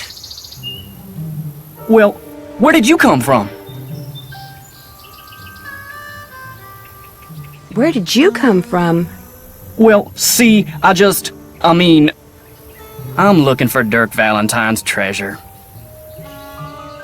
Then you lied before when you said you didn't know who Dirk Valentine was. Yes, ma'am. See, my great-aunt Ellie was Francis Humber's cousin. When she died, she left me a bunch of stuff, including an old letter she'd gotten from Francis. In the letter, Francis said that Valentine had hidden a bunch of loot somewhere and wanted Francis to find it by following the clues he left for her. Francis was real smart, see? Loved puzzles. Played the piano pretty good, too. Anyway, After Valentine met his end, Frances was too broken-hearted to care about some treasure. She told Aunt Ellie that if she could find it, she could keep it. I also found this picture. That's Frances's father, Sheriff Merrill Humber. There's something written on the back. Stairs to cellar. That's Frances's handwriting. Looks like the other half of the message got torn off. I was hoping that the treasure might be under the stairs in here, but no such luck. I didn't know this place had a cellar. As far as I know, no one does. The entrance is secret. These stairs lead to a secret door behind the bookcase in the den. The Raleighs never mentioned a secret door. The Raleighs don't know. I was afraid that if I told them, they'd... See, my brother's dead broke. No job, health's bad. I was thinking if I could just find the treasure... I understand, but now I'm in kind of an awkward position. I know, and I'll tell them, I swear, soon as they come back. They got enough on their minds right now. What about all the accidents that have been happening around here lately? I don't know anything about that horse or any of the other stuff that's been going on around here, I swear. Now, if you'll pardon me, I need to tend to my chores. No, wait, you don't have to leave.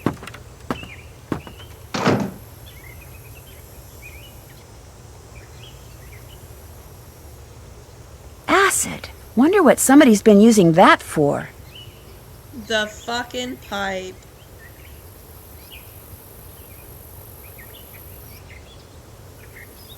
Something's missing.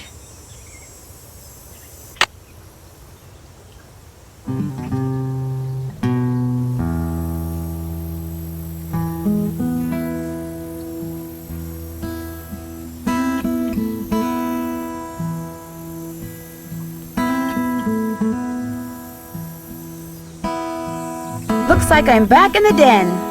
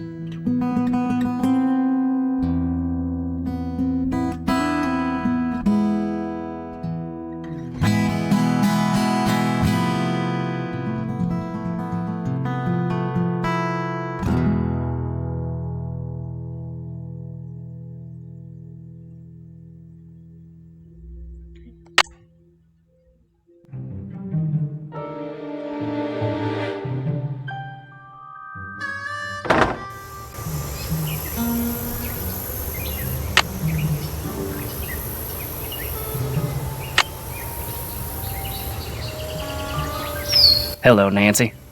Guess I'm gonna be blushing every time I see you now.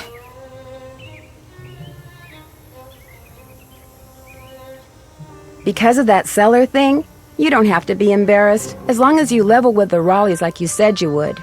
Actually, I'm kinda glad you came by.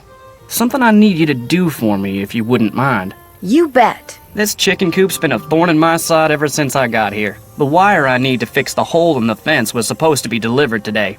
But it's not here yet, and the Raleighs just called and asked me to run an errand for them tonight. So if you could keep an eye out for that chicken wire, and patch that hole as soon as it gets here, the chickens and I'd really appreciate it. Are you going to tell me how to patch it? It's just common sense. You'll manage. Just be sure to wear gloves. I'll leave my pliers out.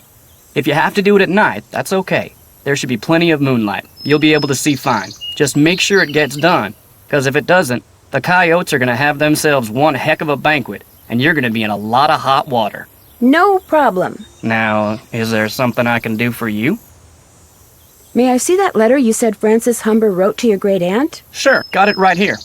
When I heard you were a detective, I started keeping it on me. Thought you might snoop through my stuff or something. Thanks for letting me see it. Dearest Cousin Ellie, my beloved Dirk is no more. I shall never see him again. And now you will never see me again, for I am on my way east, there to spend the rest of my life. I will never return to the territory of Arizona, not even when my father, whom I despise with every part of my being, has left this earth. But know this, sweet Ellie. Dirk told me that he had hidden something of great value, and that when all was in place, he would start me in pursuit of it. He was forever inventing fanciful ways to tax my brain, and was quite clever himself. Then, thanks to my father, he was arrested. Perhaps he wrote me from jail and his note was lost.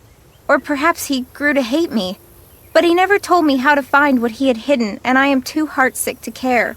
If you can somehow find it, it's yours, my dear young cousin. Know, too, that I miss you terribly and always, always will. Francis. P.S. Enclosed is a picture of the vilest man ever born. Where was the jail that Dirk Valentine stayed in after he was arrested? Do you have any idea? Probably the one over in Dry Creek. It's a ghost town now, but the jailhouse and a couple other old buildings are still standing. At least they were last I saw. Is it far from here? On your way to Miriazi's, look for the trail on your left that heads towards Shadow Mountain and stay on it till you get there. It's about an hour and a half's ride. This got something to do with the treasure? I doubt it. Well, let me know if you need anything else. I'll let you get back to work. See you later.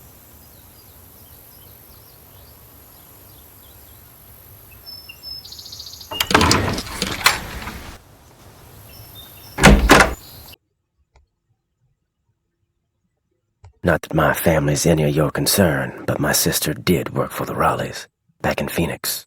She got fired, she got mad, but she's over it. Okay?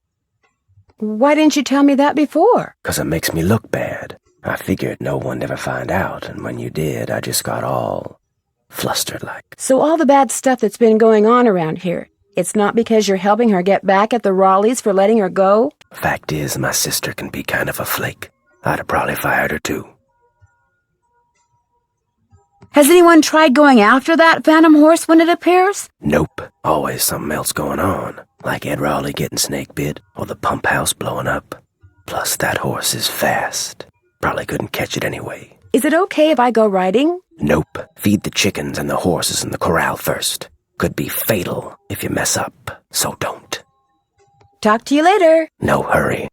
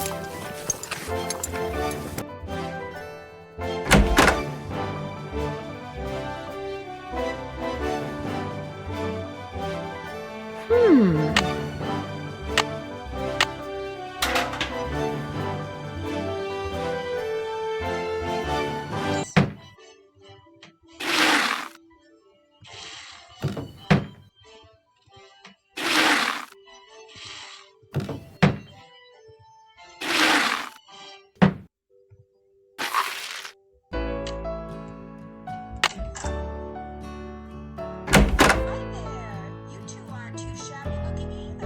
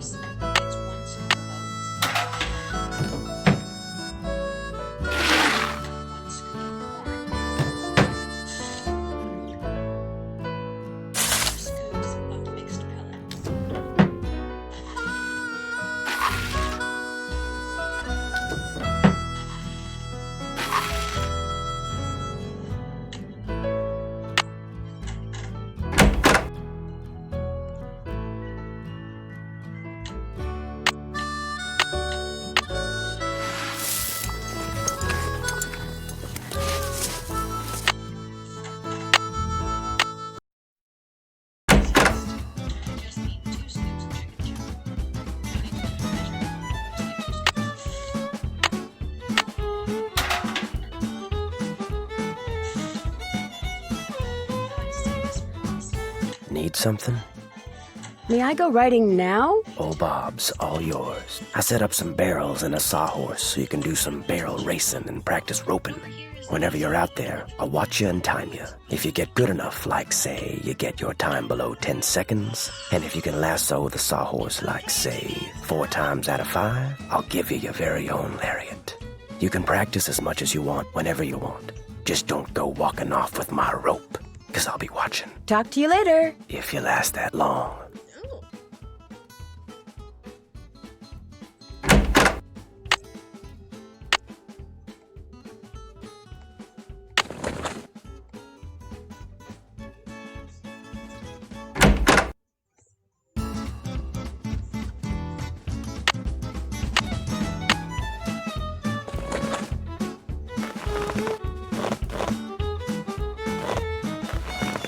Come on, Bob.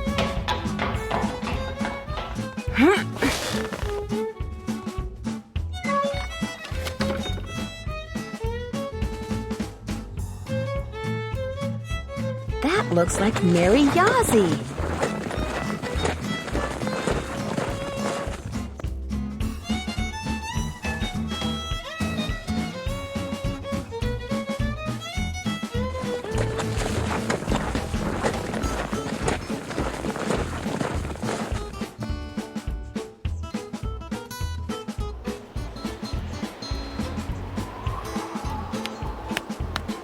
Probably just a bird.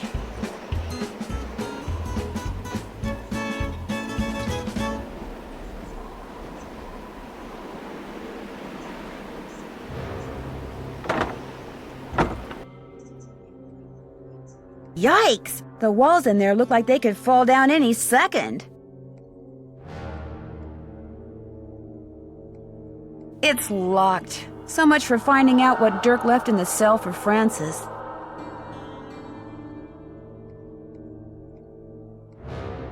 It's locked.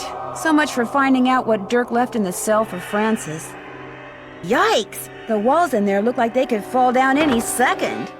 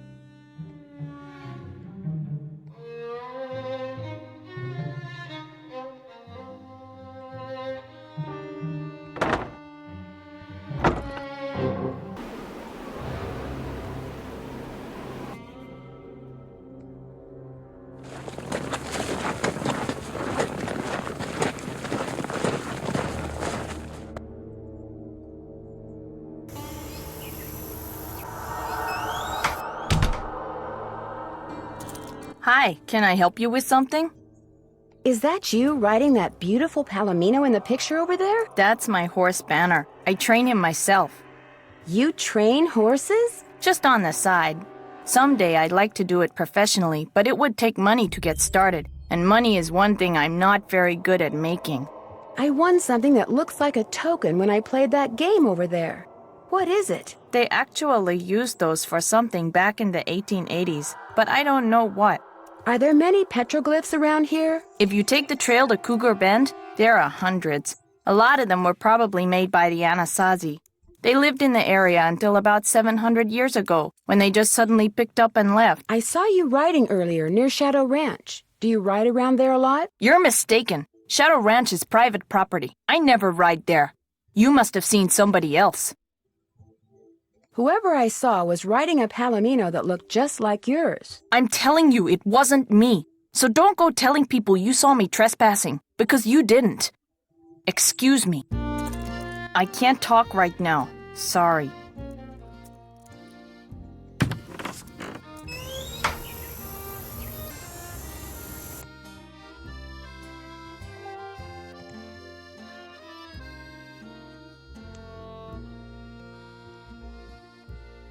That looks like Mary Yazzie and Tex?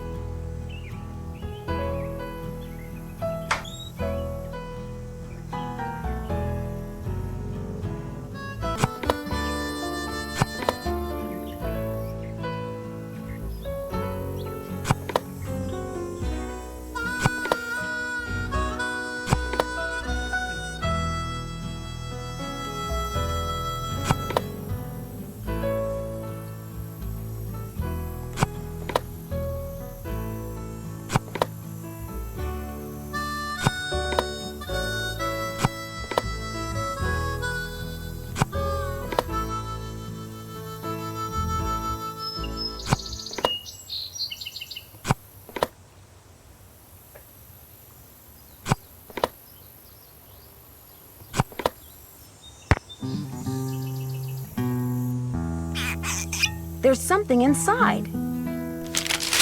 I am glad that you are getting your picture painted wearing your favorite shawl. It will be a beautiful painting because you look beautiful in that shawl. I forget the name of the stitch you used to make it, but I think it is amazing that you learned how to knit a whole shawl just by reading one book. I wish I could put my mind to things like you can. I am also glad that you liked the handbag that I got you. I knew it would become your favorite on account of the pretty picture the beads make. I want to know all the things that you like so that I can make sure you always have them. I figure that way you will always want me around. Meet me on Friday at noon by the Big Picture Rock. I love you, Dirk.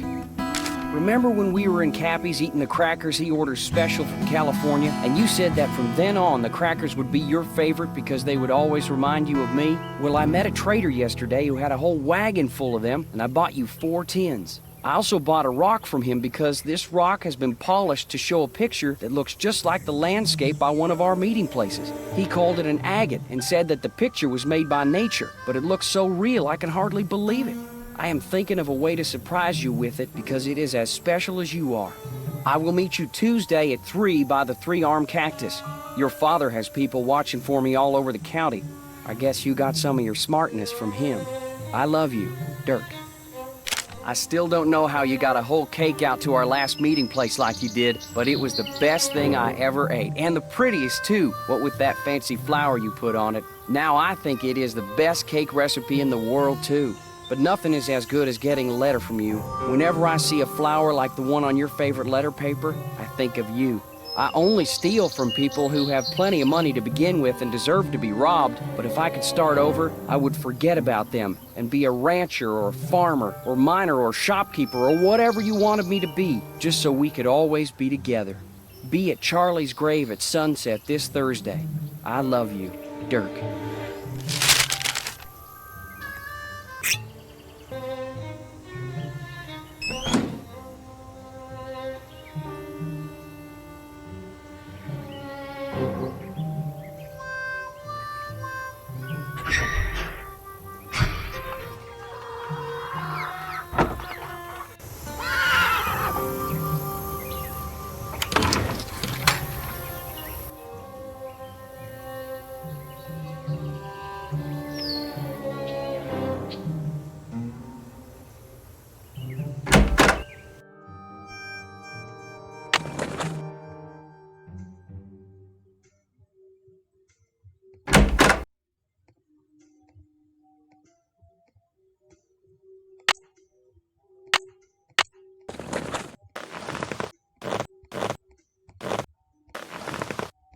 on, Bob.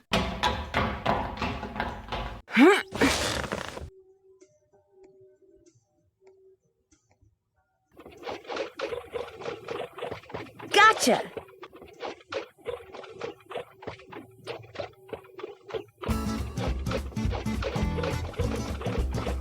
Perfect!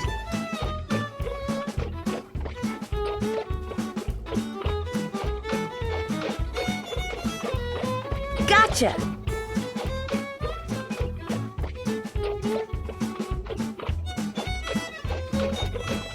Missed.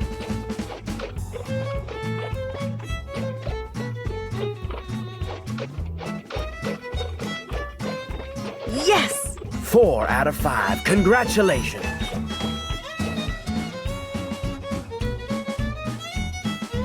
Yeehaw!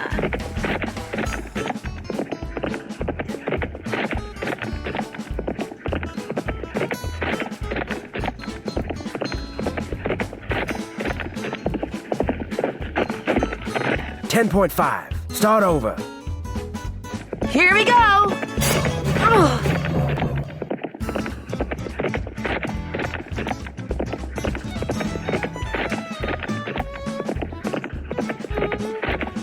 Yeah! 10 seconds flat. Close, but no cigar. Start over. Okay, Bob, let's go!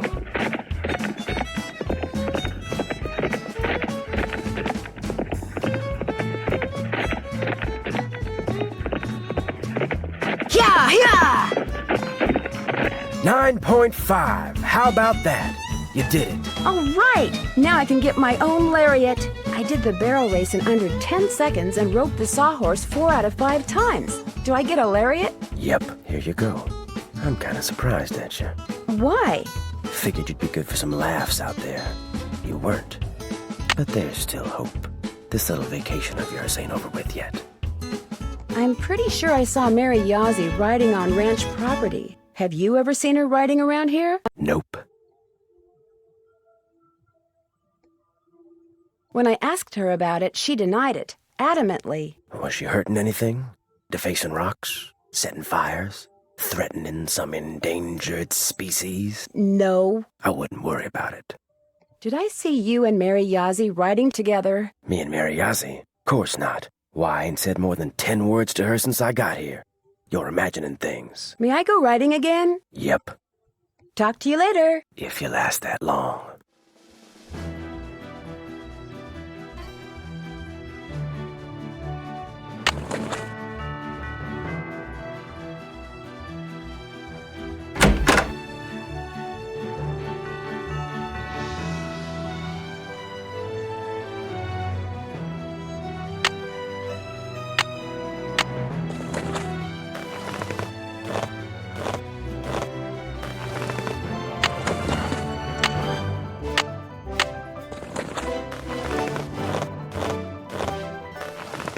Come on, Bob.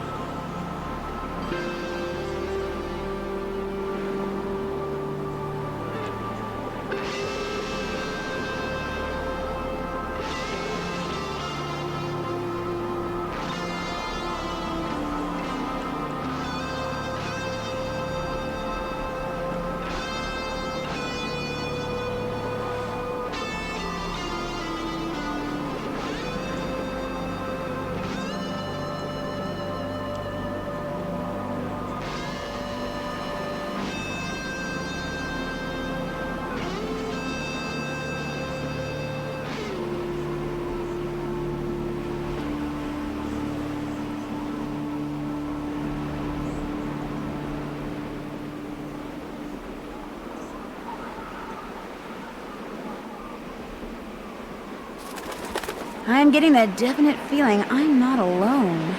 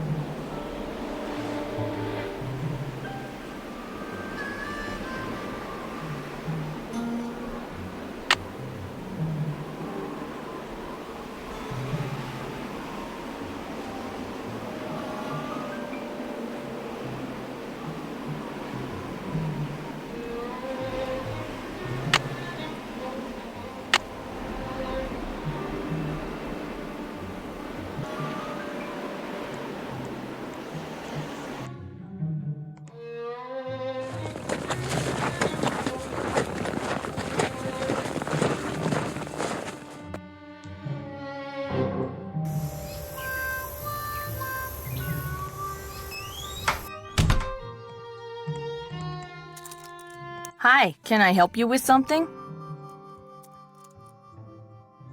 Do you know anything about the treasure Dirk Valentine supposedly buried somewhere around Shadow Ranch? I know it's a lot of hogwash. What makes you so sure? If I had $1 for every lost mine or buried treasure story I've heard in the 30-odd years I've lived here, I'd have 10 horses, 2 cars, and possibly my own helicopter. It's nothing but a tall tale. Trust me. Tex told me about, you and him. He did? I'd like to hear your side of the story now. My side's no different from his side. We're in love. What's the big deal? Right, you're in love. What's the big deal? Wait a minute. He didn't tell you anything, did he? You tricked me. Oh, you're good. You are good. Why do you think you have to keep your love for each other a secret? Tex knows the Raleighs and I have been arguing about that property I want to buy.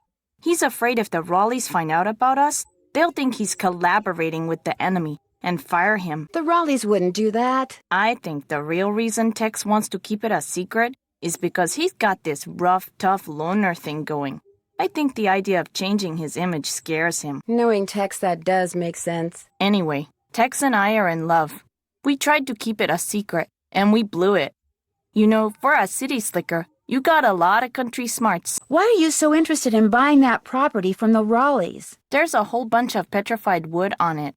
Tex discovered it. Every so often, he'll bring some pieces in, and I'll use it in my jewelry or try to sell it. It was great talking to you. Thanks for stopping by.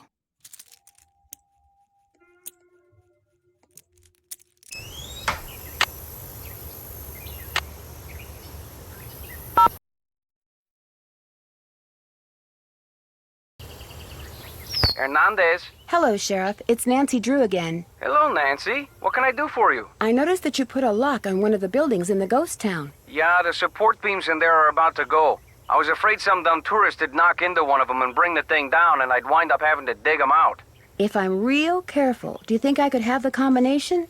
It's just an old shack. There's nothing to see in there. I'm just curious. Amateur detective, remember? I'll lock the place back up when I'm done. Well, if you swear you'll be careful. I'll be extremely careful, I promise. Let's see, where did I put that combination? Ah, here we go. 9, 2, 7, 4. Thanks for your help. Anytime.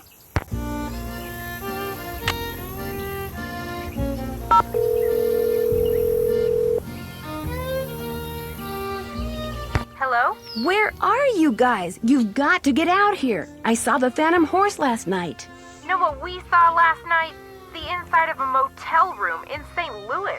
St. Louis? Our plane finally took off at 7 last night. We didn't call you because we wanted to surprise you. Only the next thing we knew, we were being diverted to St. Louis on account of bad weather, so the airline put us up at a motel. But when we came back to the airport this morning, guess what? You're fogged in. We're fogged in. I have never seen fog this thick. Visibility's 3 feet tops. You can barely drive in this stuff, let alone land and take off. Let's change the subject. So you saw the Phantom Horse? Last night, right after the campfire, this glowing horse appeared out of nowhere, then went galloping away. And right after that, the main pipe in the pump house sprang a leak. Another case of bad luck? I think not. So while everyone's attention was on the horse, someone sabotaged the pump house. First the rattlesnake, now this. Yikes. Has either of you two ever read anything by an author named Charlene Purcell? She writes romance novels that take place in the Old West. That rules me out. I saw her on a talk show once. Seemed kind of full of herself. Why do you ask? I had to call her in order to open this old trunk at Mary Yazzie. She knows a lot about the people who used to live at Shadow Ranch. I bet I know more about 19th century clothing design than she does. Have I told you about the cowboys that work for the Raleighs? No, and believe me, I've been meaning to ask. Well, Dave Gregory, he's the foreman, and he's very cute, Bess. Wouldn't you know it? Anyway, I caught him secretly digging around in the cellar. He knows about Dirk Valentine's treasure, too. What about the other cowboys?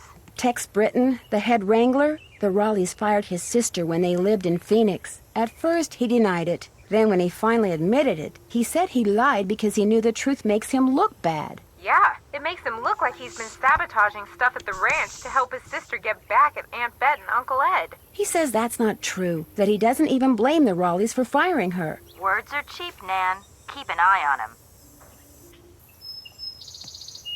I found an old beaded handbag that may have belonged to Francis Humber. Was there anything in it? No, but if it's the bag that Dirk mentioned in one of his love letters, it could hold some sort of clue. What does it look like? Well, there's a bird on it, but the beads have completely fallen off this one section. However, it does have the name of the manufacturer at the bottom. It was made by the Chicago Mercantile Company back in 1881. That's one of the companies in my book. Is there anything else on it?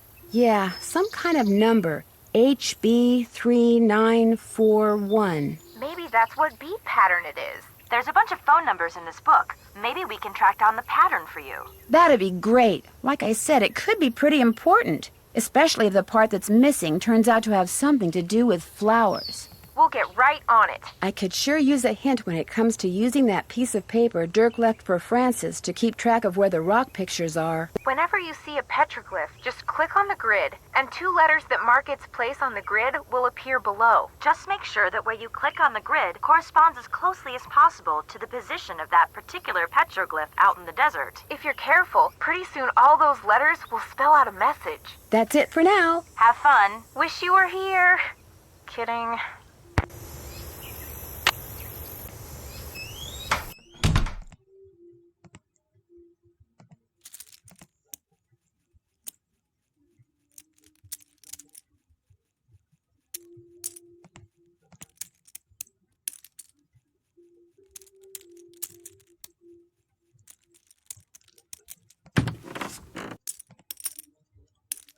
Hi, can I help you with something? It was great talking to you. Ride safely.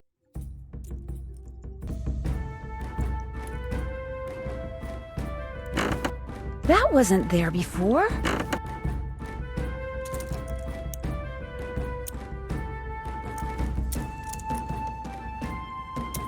Hi, can I help you with something? That's a pretty big hunk of petrified wood over there. Where'd you get it? A friend of mine found it when he was clearing land for a new house. I told him I'd share whatever I got for it with him. Be sure to check out the jewelry display. I just got some real nice pieces in. It was great talking to you. Catch you later.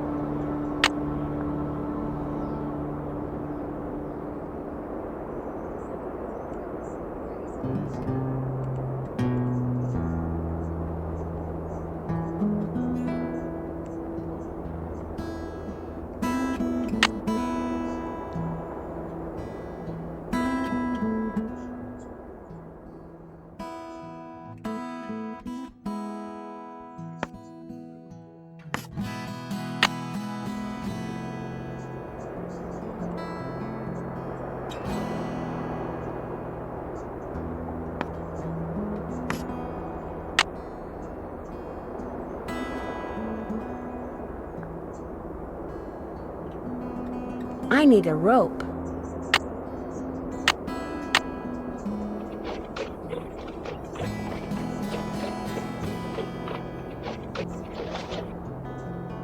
Ta-da!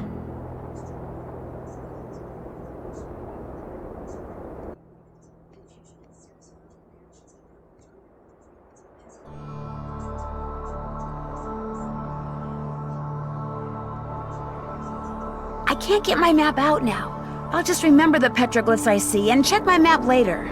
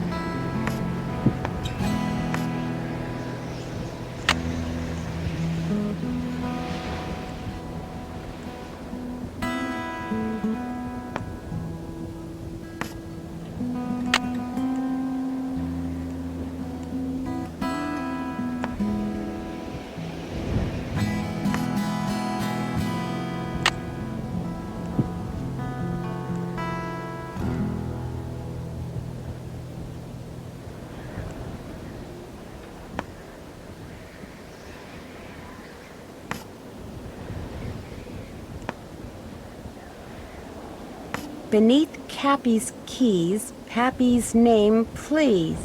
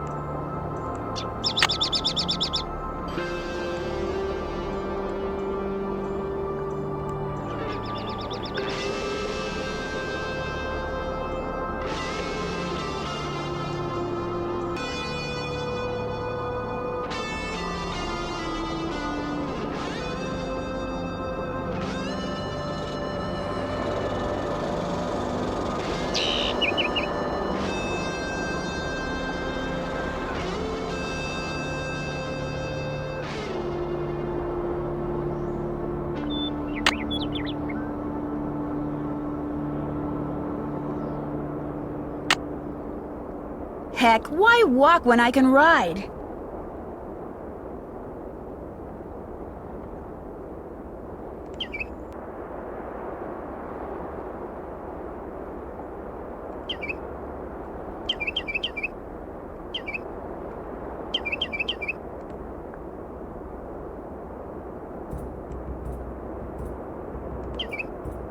I think I'll let Bob do the walking.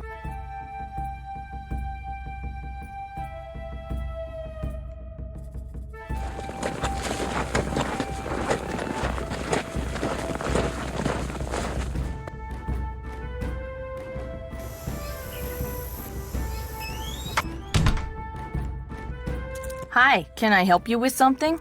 It was great talking to you. Ride safely.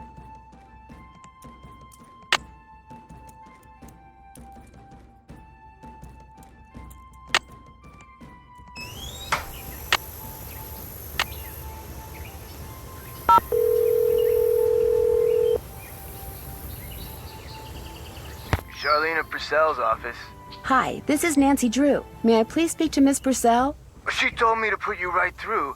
She even told me to make sure you didn't have to listen to that recording again. You really rate. Hello, Nancy. So what have you discovered? Do you know anything about Dry Creek? Dry Creek, closest town to Shadow Mountain. Population at its peak, 317. Leading citizen was Cappy Munger. His establishment contained the only piano within 50 miles. Frances, being as smart as she was, taught herself how to play it. That's apparently how she met Dirk. He heard her composing a song one day and fell in love on the spot. I came across a reference to someone whom Dirk referred to as Pappy. Probably his father, Kashmir Valentine. He was a blacksmith over in Prescott. Would Francis have known who he was? Oh, yes. Dirk worshipped his father. Which is ironic, because by the time Dirk was arrested, his father had pretty much disowned him out of shame. I came across something that looks like a very old token and has the words Dry Creek Merchants on it. Sounds like you have a piece of Dry Creek scrip. It was sometimes used in mining towns like Dry Creek in place of currency. Does it have a denomination on it? It says 1.5 cents. Probably used for games. You mean like gambling? I'm sure it was sometimes used for gambling, but I'm talking about mechanical games. Believe it or not, they had some very primitive arcade-type games back in the 1880s.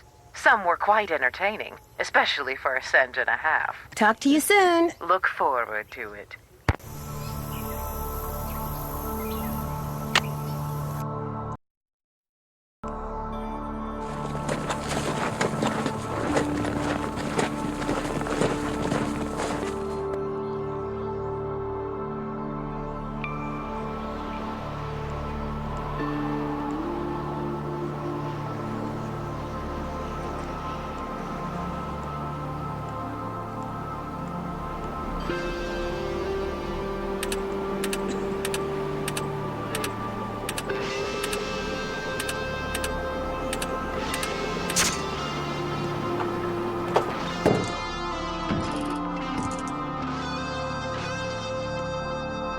An electrician's manual. I wonder what that's doing here.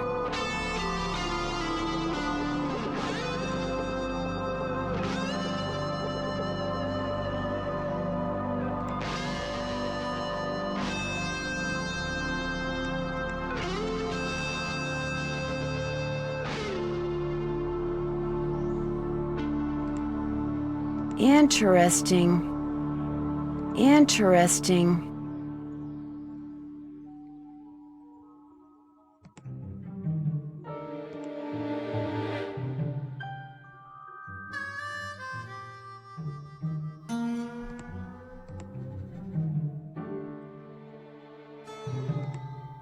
Looks like I need to put in a password.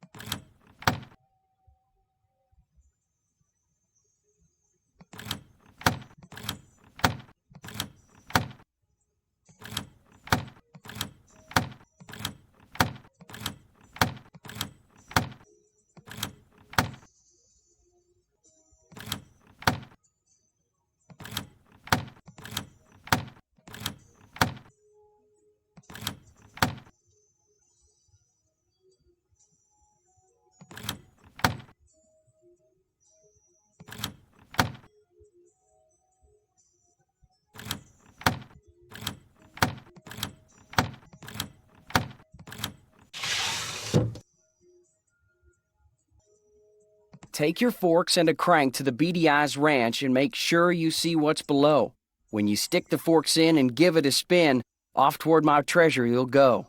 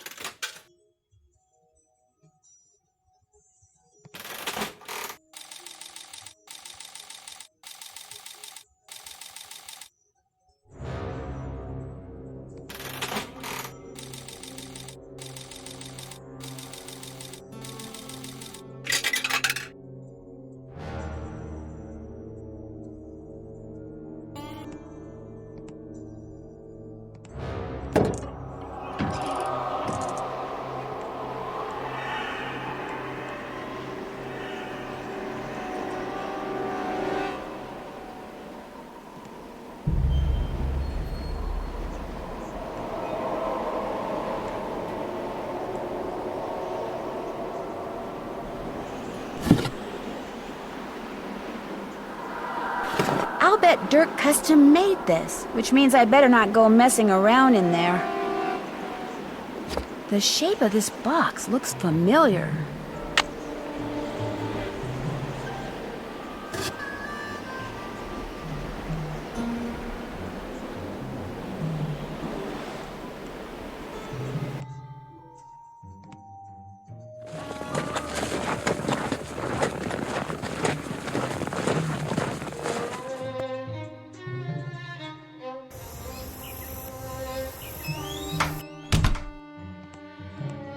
Hi, can I help you with something? Have you by any chance ever come across any silverware that may have belonged to Dirk Valentine's girlfriend, Frances? Silverware? You know, knives and spoons and forks. I'd remember if I did because I would have sold it. Silverware from the 19th century would be pretty valuable. It was great talking to you. Thanks for stopping by.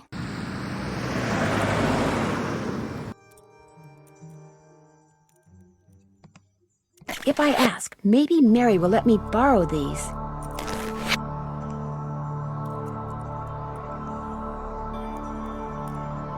Hi, can I help you with something? I noticed some tuning forks over there. Would it be okay if I borrowed them for a while? Tell you what, if you go out and find me 10 arrowheads for this display I'm working on, I'll give them to you for free. You can put them in this. You got a deal. There are arrowheads all over this area. You just have to keep your eyes open. You should be able to find 10 in no time, as long as you don't dig and only collect arrowheads that the rain and wind have uncovered. You won't be breaking any rules. It was great talking to you. Ride safely.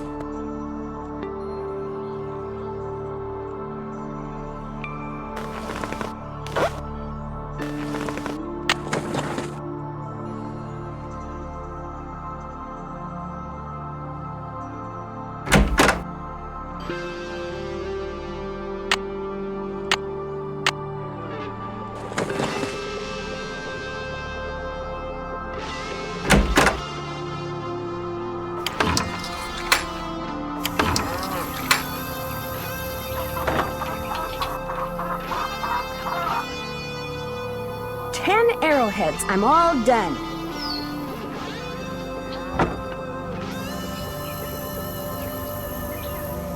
Hello, Nancy. Something I can do for you? I'll let you get back to work. Take care.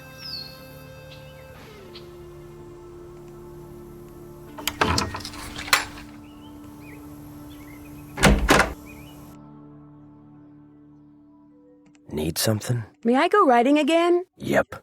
Talk to you later. No hurry.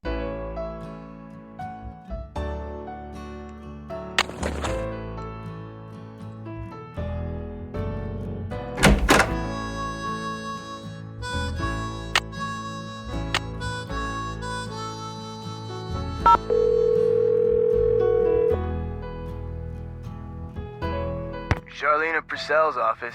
Hi, this is Nancy Drew. Say no more. Hello, Nancy. What's the latest? Would you happen to know the brand name of crackers back in the 1880s whose slogan was "Even the crumbs are crisp"? Not offhand, but I certainly can find out.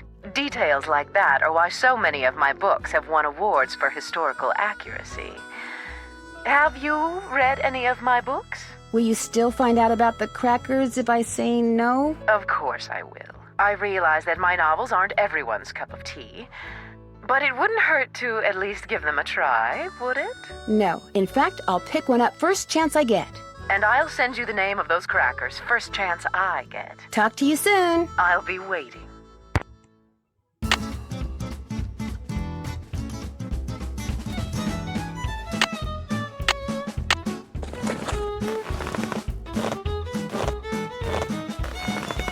Come on, Bob.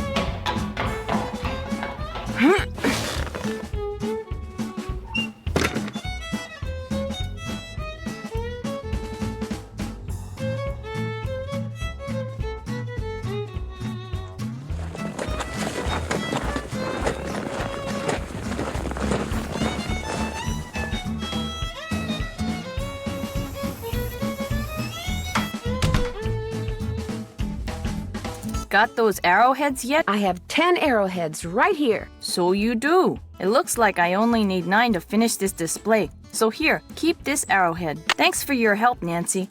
Those tuning forks are all yours. It was great talking to you.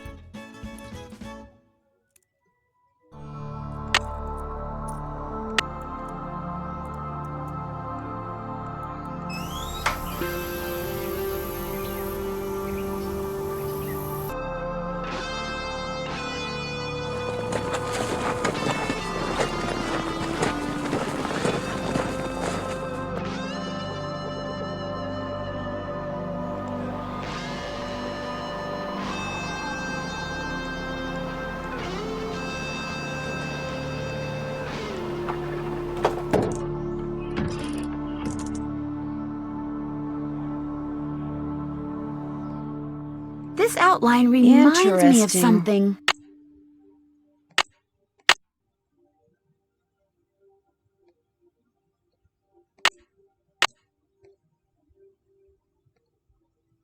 Hmm. Hmm. Hmm.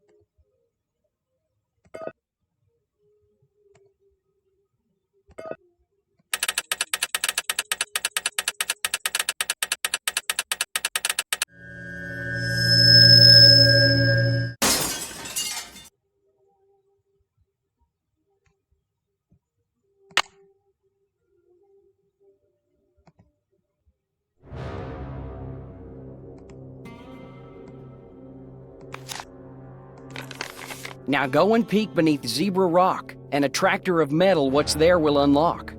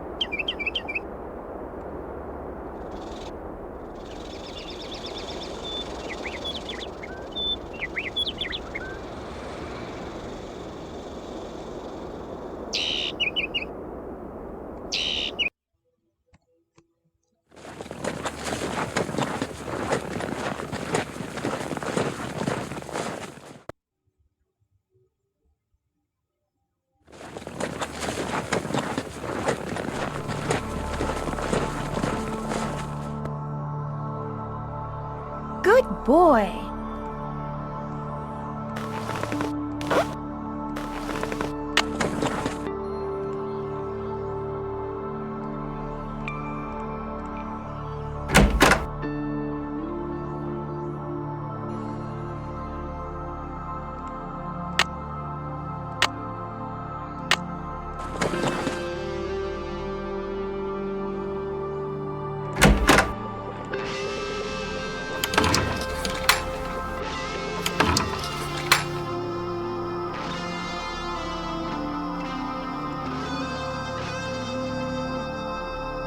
Oops, Dave said to wear gloves.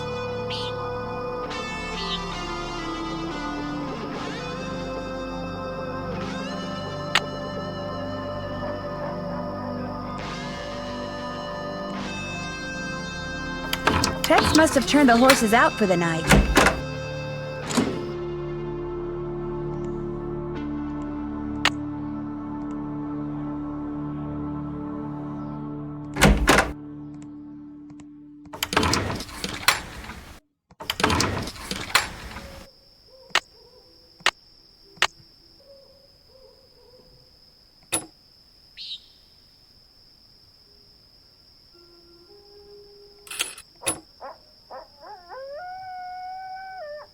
This goes here.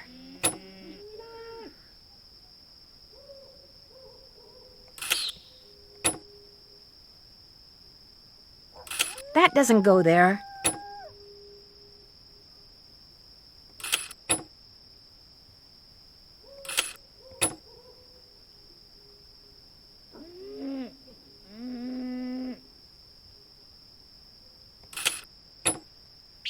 That doesn't look right.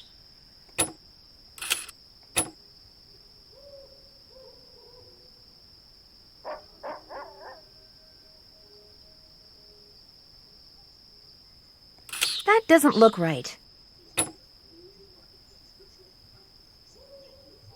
That doesn't look right.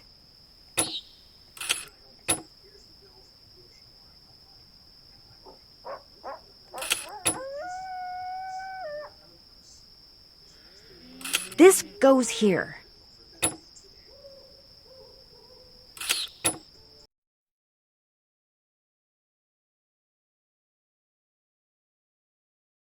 That doesn't look right.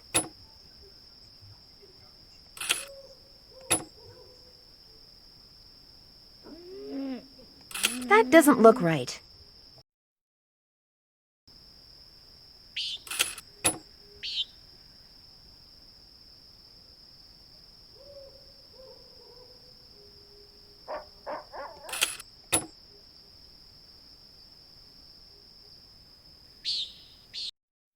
That doesn't look right.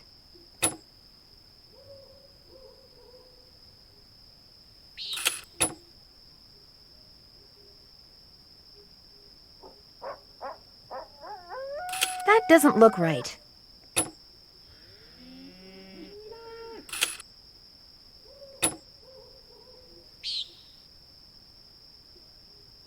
That doesn't go there.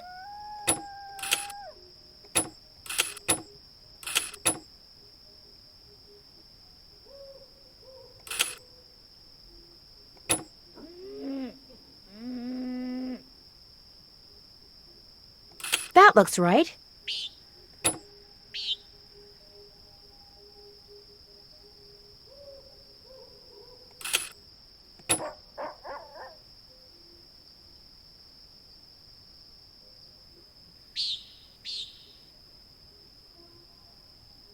That looks right.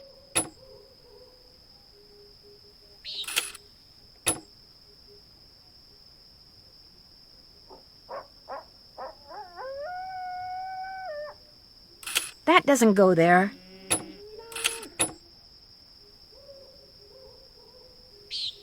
That looks right. There. Sorry, coyotes. No chicken dinner for you tonight. Oh my gosh, my gloves. They're glowing. That powder in the ghost town.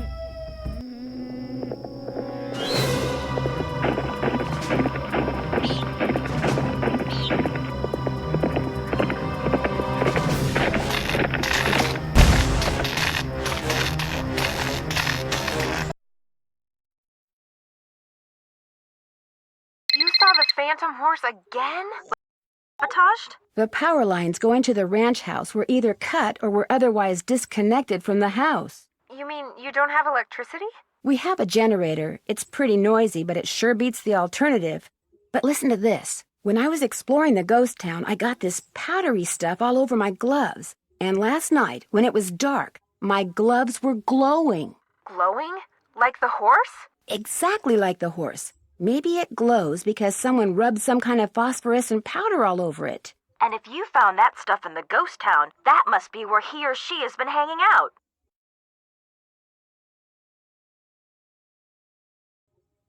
Which is why I think I'll go back out there first chance I get. And another thing, Dave was suspiciously absent during all the excitement last night. You better be careful, Nancy. If he and whoever's out at the ghost town are working together, they may decide you're a threat. It'd sure be nice if you two were here with me. Well, the fog has finally lifted, and they say we will definitely get out of here today. What they won't say is when. It looks like I'm going to need a magnet. Any hints as to where I might find one around here? I bet if you just go to the kitchen and chill for a while, you'll find one. All you have to do is stick to it. That's it for now. Thanks for calling. Bye, Nan.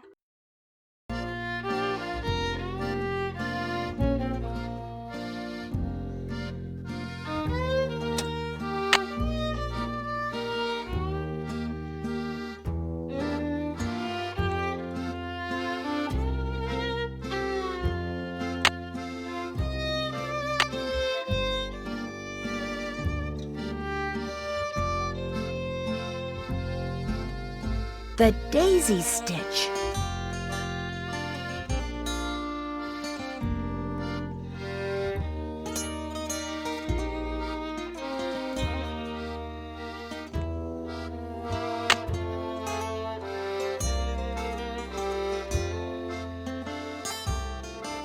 Nancy, I figured after last night you'd be long gone. I know I would be if I were you. When the power company turned off the power, did they say when they'd be out to fix the lines? No, they had no idea when they'd be able to send somebody out here. And if that generator goes, I could be cooking in the dark for days, weeks. Well, not weeks, because no way am I staying here that long. I'm so freaked out now I'm not sure I can last one more day. You can't leave, Shorty. That's exactly what whoever's behind all these accidents wants. Listen to you. Cool, calm, optimistic. I'm a wreck and you're a rock. Of course, you're also dead wrong and totally deluded, but I'm still impressed. What do you know about the treasure that Dirk Valentine supposedly hid around here for Francis Humber to find? If I thought there was a snowball's chance in Tampa that Valentine had stashed any of his loot here, I'd be tearing this place apart. Why? What do you know about it? I just heard about it, that's all. When I heard that rumor, I started reading everything about Dirk Valentine I could get my hands on. But the more I read, the more it sounded like he suckered Francis into believing he'd hidden something for her, just to give people something to talk about when he was gone. Want me to do anything before I go riding? Same old, same old. If you bring me all the ripe stuff from the garden, I'll give you a basket to fill up with eggs. And once you're done with that, you'll be good to go. Well, I'd better get going. Drop by any time. That horseshoe wasn't there before. Maybe the ghost horse threw it while it was running away last night.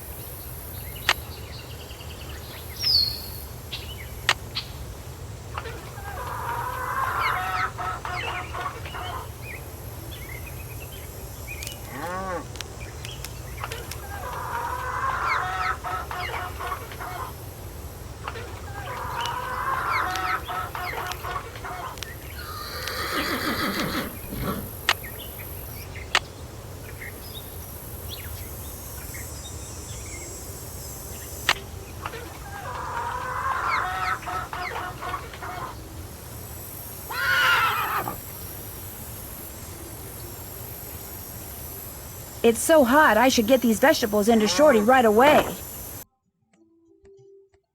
Pick those vegetables for me yet? You betcha. Good for you. Now, if you just fill that egg basket for me again, we'll be all set. Well, I'd better get going. Come back soon.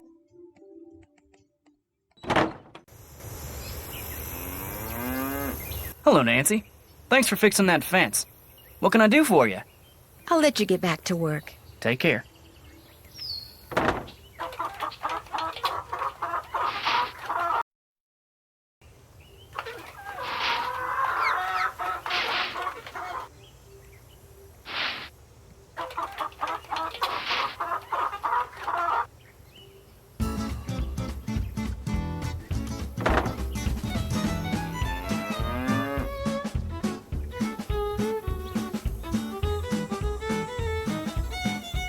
Hello, Nancy.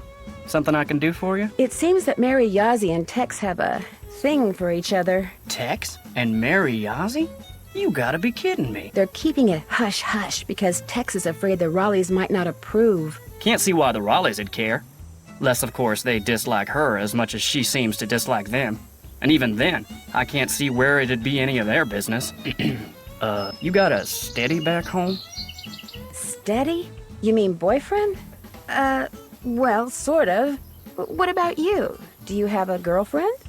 Never mind. I'm sorry. I shouldn't have asked. Forget I said anything. So what else can I do for you? I'll let you get back to work. Ma'am?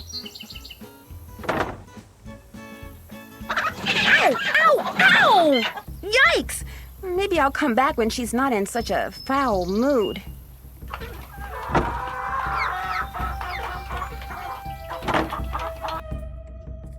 You can find more eggs than that. I can?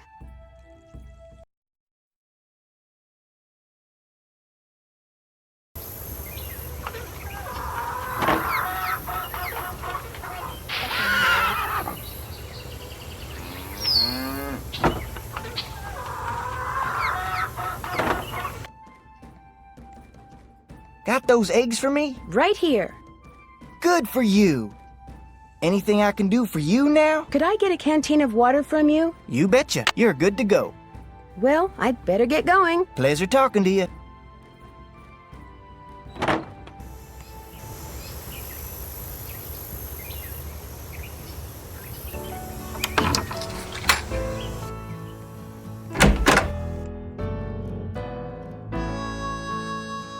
Need something? I found a horseshoe outside that wasn't there yesterday. I was thinking that maybe the phantom horse threw it. It's got a rock wedged in it. So it does. Looks like the kind of rock you'd find out by the ghost town.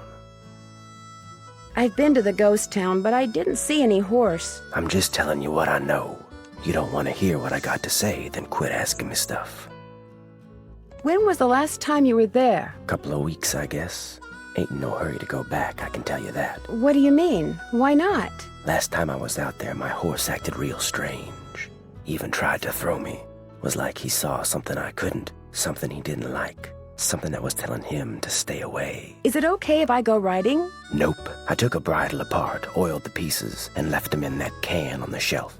You can't ride till you get the bridle put back together right. I put the bit next to the can.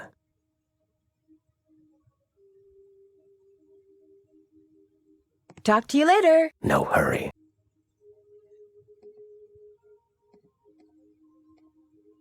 Okay, there's the headstall. Now, let's see.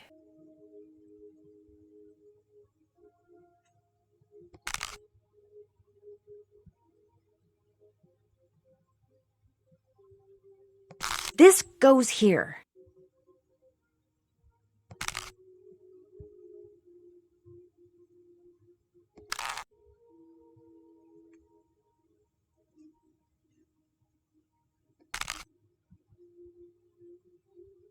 That looks right. This goes here.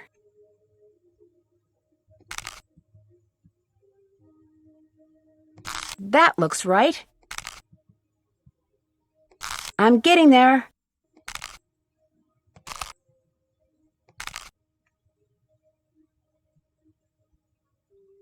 Perfect. Need something? I put that bridle back together. Now may I go riding? Yep. Talk to you later. Yahoo.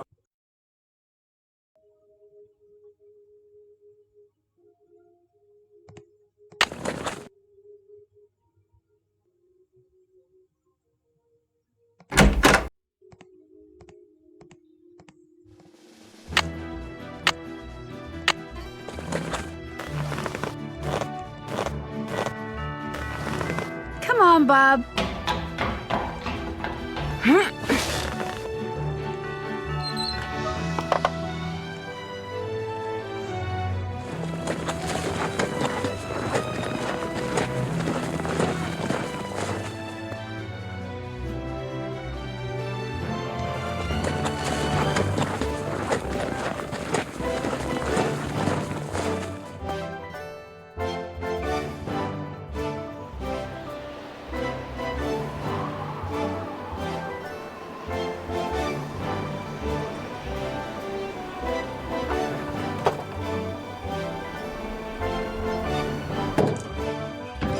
The stuff I saw in here before is gone. Looks like I scared somebody off.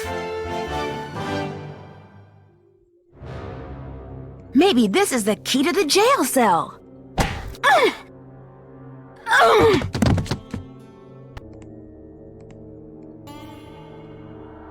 I'm locked in.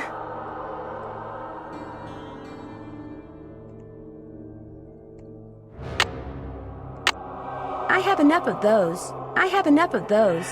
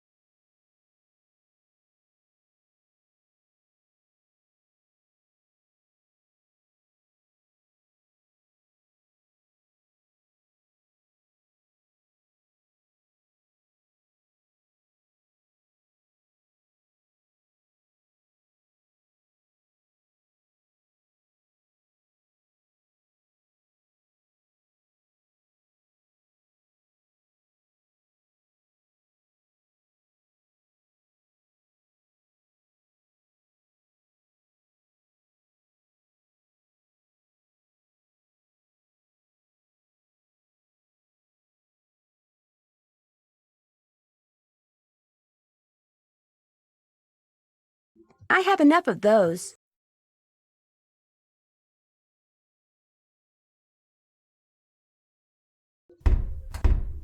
I'll bet that's the key. I need a rope.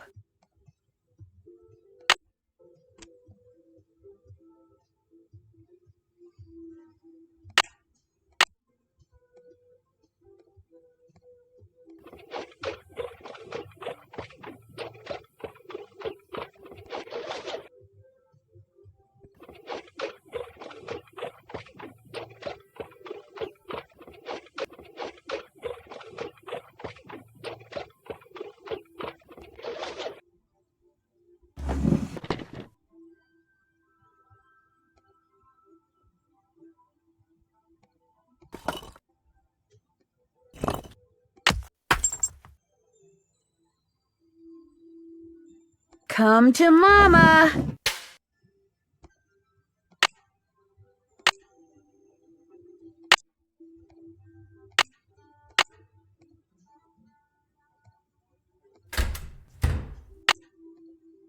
Whoever clobbered me must have dropped this.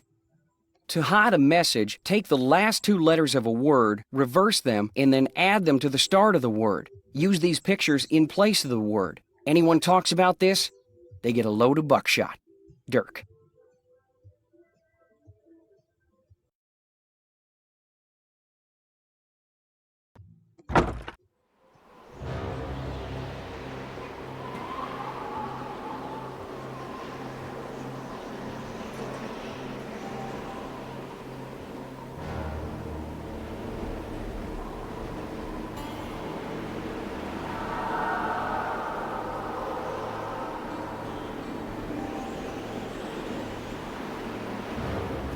There's a letter down there. Did you know you can play some games more than one way? You can, and I'll tell you how. Use the ring that's the twin of Ellie's, your cousin, in Cappy's fun machine now.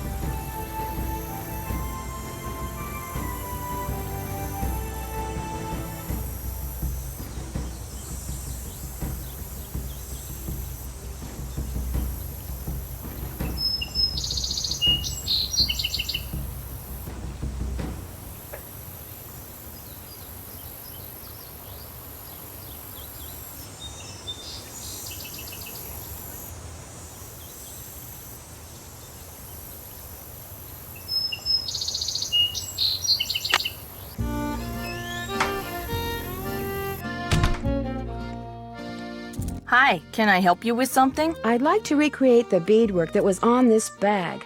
Only it looks like I need a lot of different beads. Beads, huh? Let me see what I can do. While I do this for you, why don't you finish that display for me? The one behind you. Sounds good.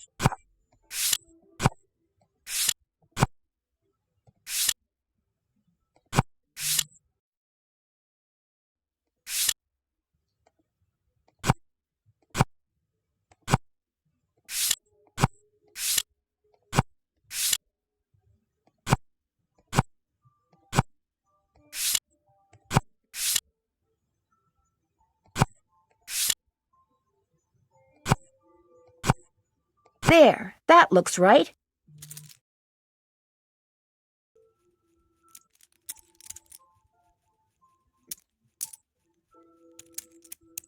Hi. I finished that display for you. Any luck finding those beads? Here, try these. Great, thanks. It was great talking to you. Catch you later.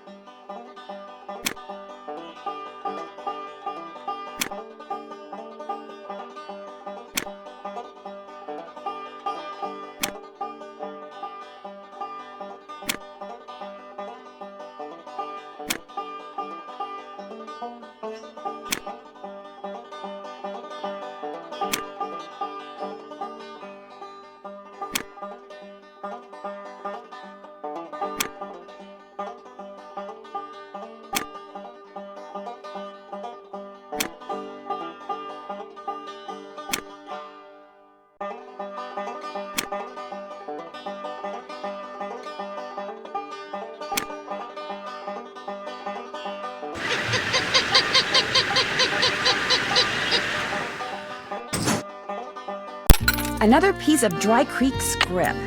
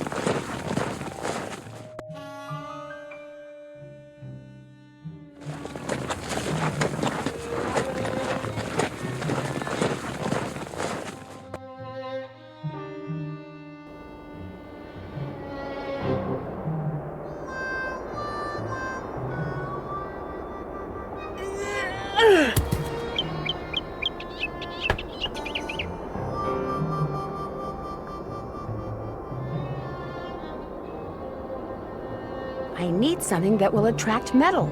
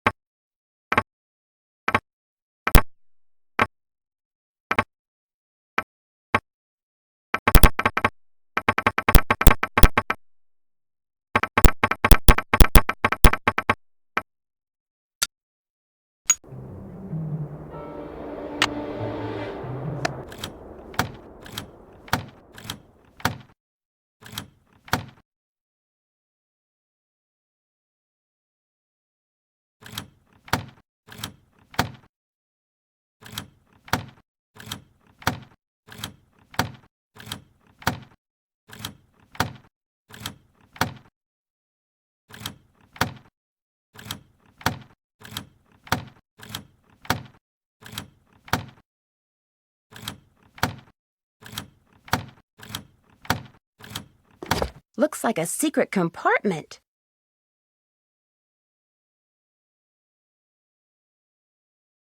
If you hope this task to ever complete, you must wind her up so she'll move her feet.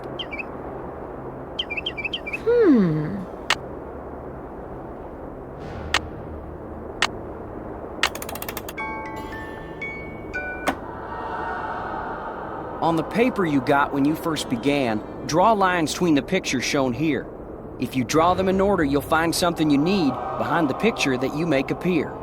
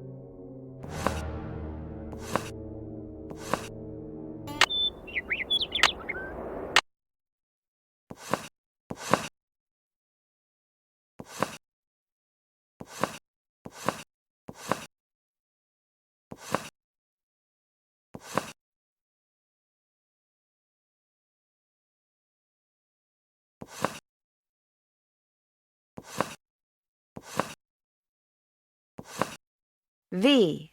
For Valentine, no doubt.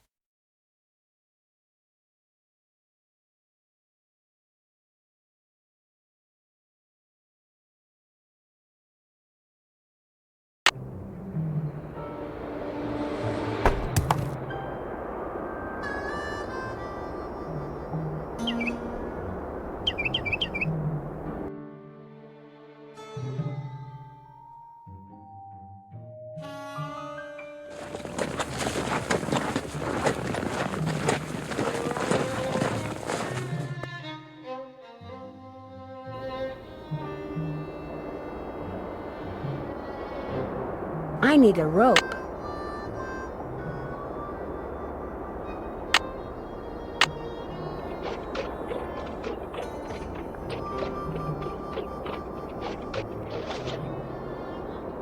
Yes!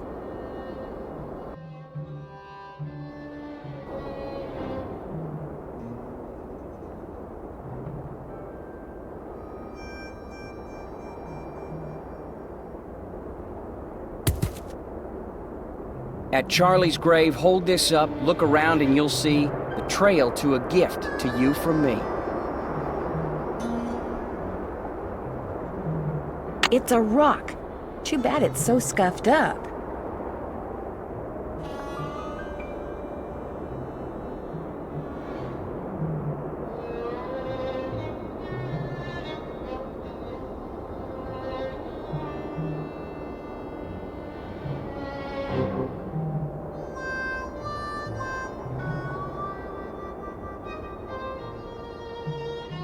At Charlie's grave,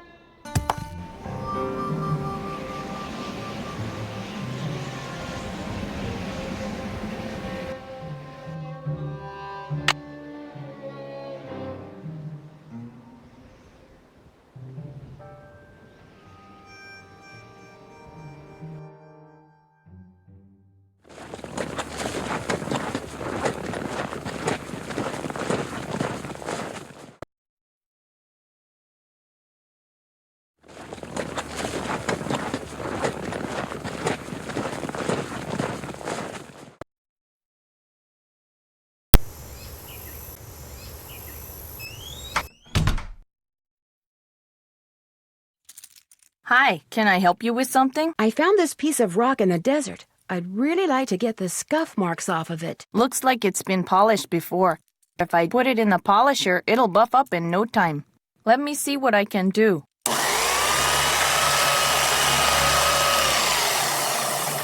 It's a picture agate. Great. Thanks, Mary. It was great talking to you. Come in again. Hello? We're booked on a flight to Phoenix. All right. The bad news is, the flight's been delayed. Here we go again. The plane that's supposed to fly us out of here is sitting on the tarmac in New Jersey waiting to take off. It's like 93rd in line or something. So what are you doing, Nance? Have you figured out who's behind the sabotage yet? Not yet, but I think I am getting close to finding Dirk Valentine's treasure. All I have to do is go where the picture on this agate takes me, and I'll be all set. The picture on this what? It's a long story. I'm tempted to ask you to wait until George and I get there, but I know that'd be like asking an Olympic speed skater to slow down. Just be prepared to tell us all about it. All right, I'll see you guys later. Oh, and thanks for sending me that bead pattern. Thanks for giving us something to do. Bye!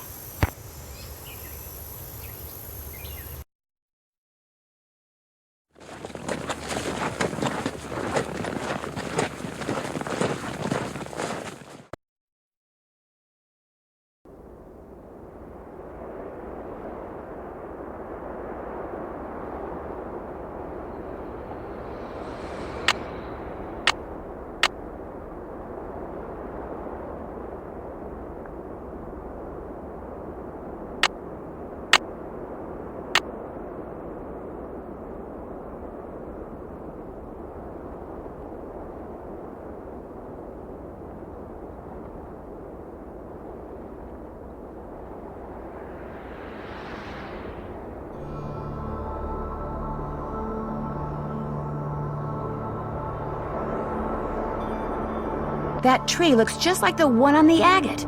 I think I'll grab Bob and head out in that direction.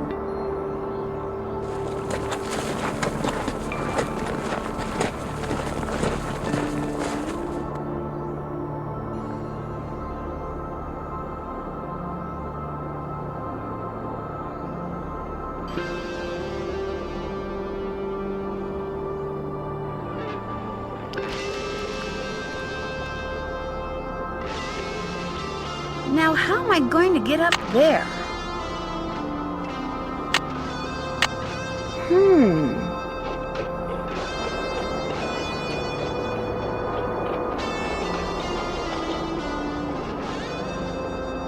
Yes!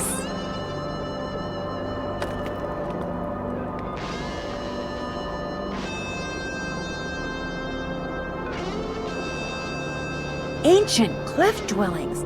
Awesome!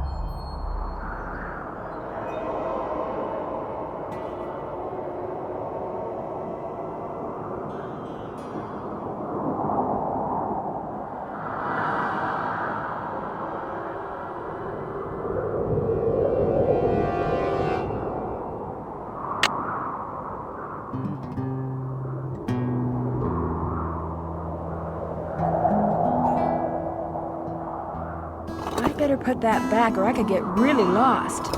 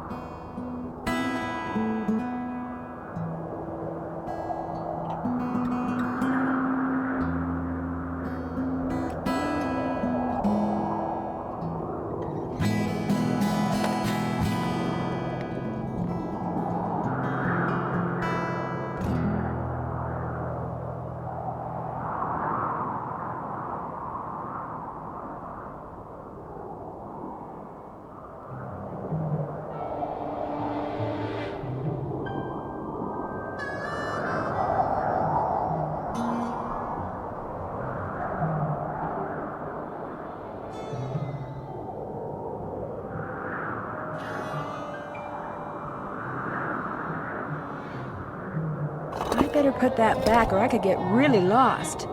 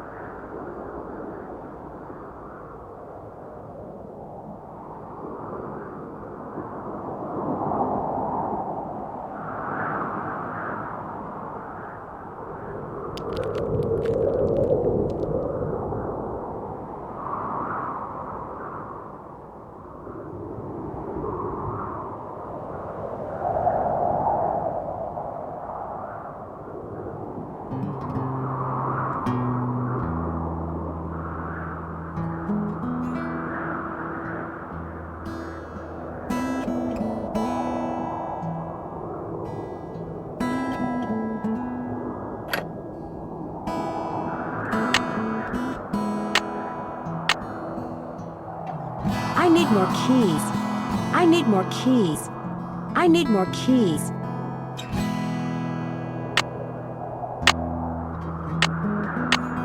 I need more keys.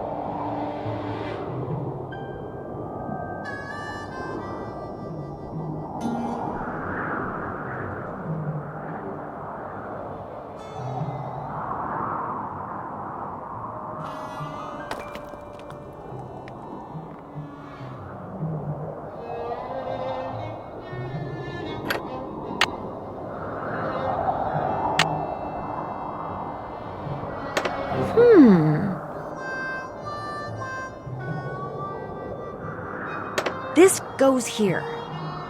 This goes here. That looks right. That looks right. This goes here.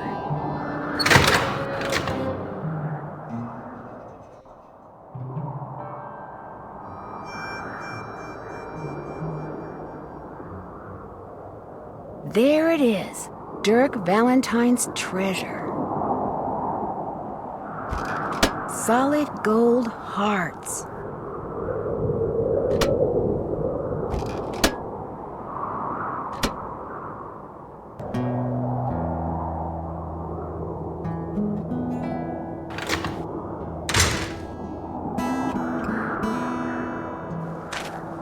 Uh-oh. Why, hello, Nancy. Find the treasure yet? So you're the one who's been sabotaging the ranch. That's right. Here my buddies and I went to all that trouble, wrangling that horse, busting that pipe, cutting those wires trying to scare people off the ranch so we could tear the place apart looking for the treasure, when all we really had to do was what I just got done doing. Follow you. You went to a lot of trouble for nothing. The treasure's gone. Well, now, I don't believe you, Miss Nancy. Oh, and by the way, it's too far to make it back to the ranch without a horse, and I just ran yours off, which means you, to use an old cooking expression, are toast. That's what you think. Looks to me like the only way out is the way you came in, Nancy. So, ready or not, here I come.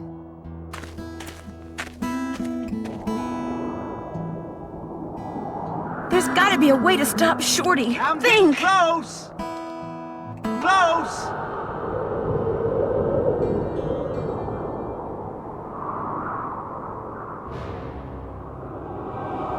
Just went through another door, Nancy!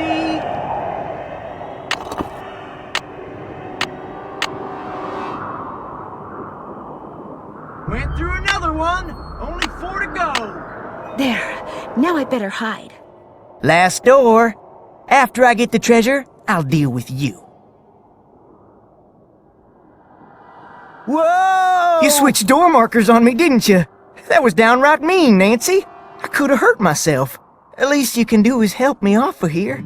How about it? Nah, I think I'll go get the sheriff and let him help you off of there.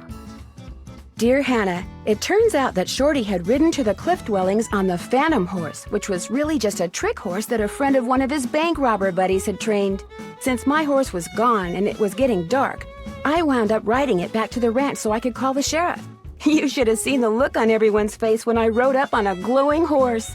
It looks like the phosphorescent powder that they used to make it glow was harmless, but Tex is taking care of the horse until he's sure it's okay. Mary Yazzie has straightened everything out with the Raleighs, and now she comes over a lot, mostly to see Tex. He turns beet red whenever she's around. It's actually kind of cute. Speaking of cute, Dave confessed to the Raleighs as soon as they got home from the hospital, just like he said he would. They not only forgave him, they even offered to split the treasure with him if it turns out they can keep it. Sheriff Hernandez is looking into it. The best part is, Bess and George finally got here, and we've been having a ball. Here's a picture of the 3 of us on our horses. Unfortunately, Dave took it. Guess he didn't realize his finger was over the lens. See you in a couple of days. Love, Nancy. P.S. I started reading the Charlene Purcell novel Aunt Bet has. And you know what? I can't put it down.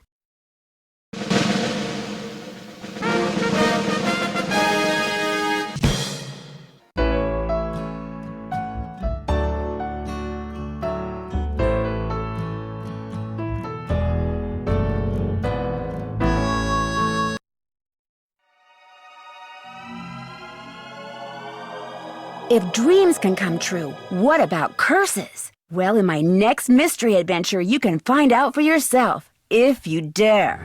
I've been invited to a creepy old castle in England to find out who or what is terrorizing its residents. Could it be that the spirit of a centuries-old witch has returned to seek revenge? And why, after 300 years, has the beast of Blackmoor returned to prowl the moors again? The answers to these and many other dark secrets will be uncovered in my next case, The Curse of Blackmore Manor.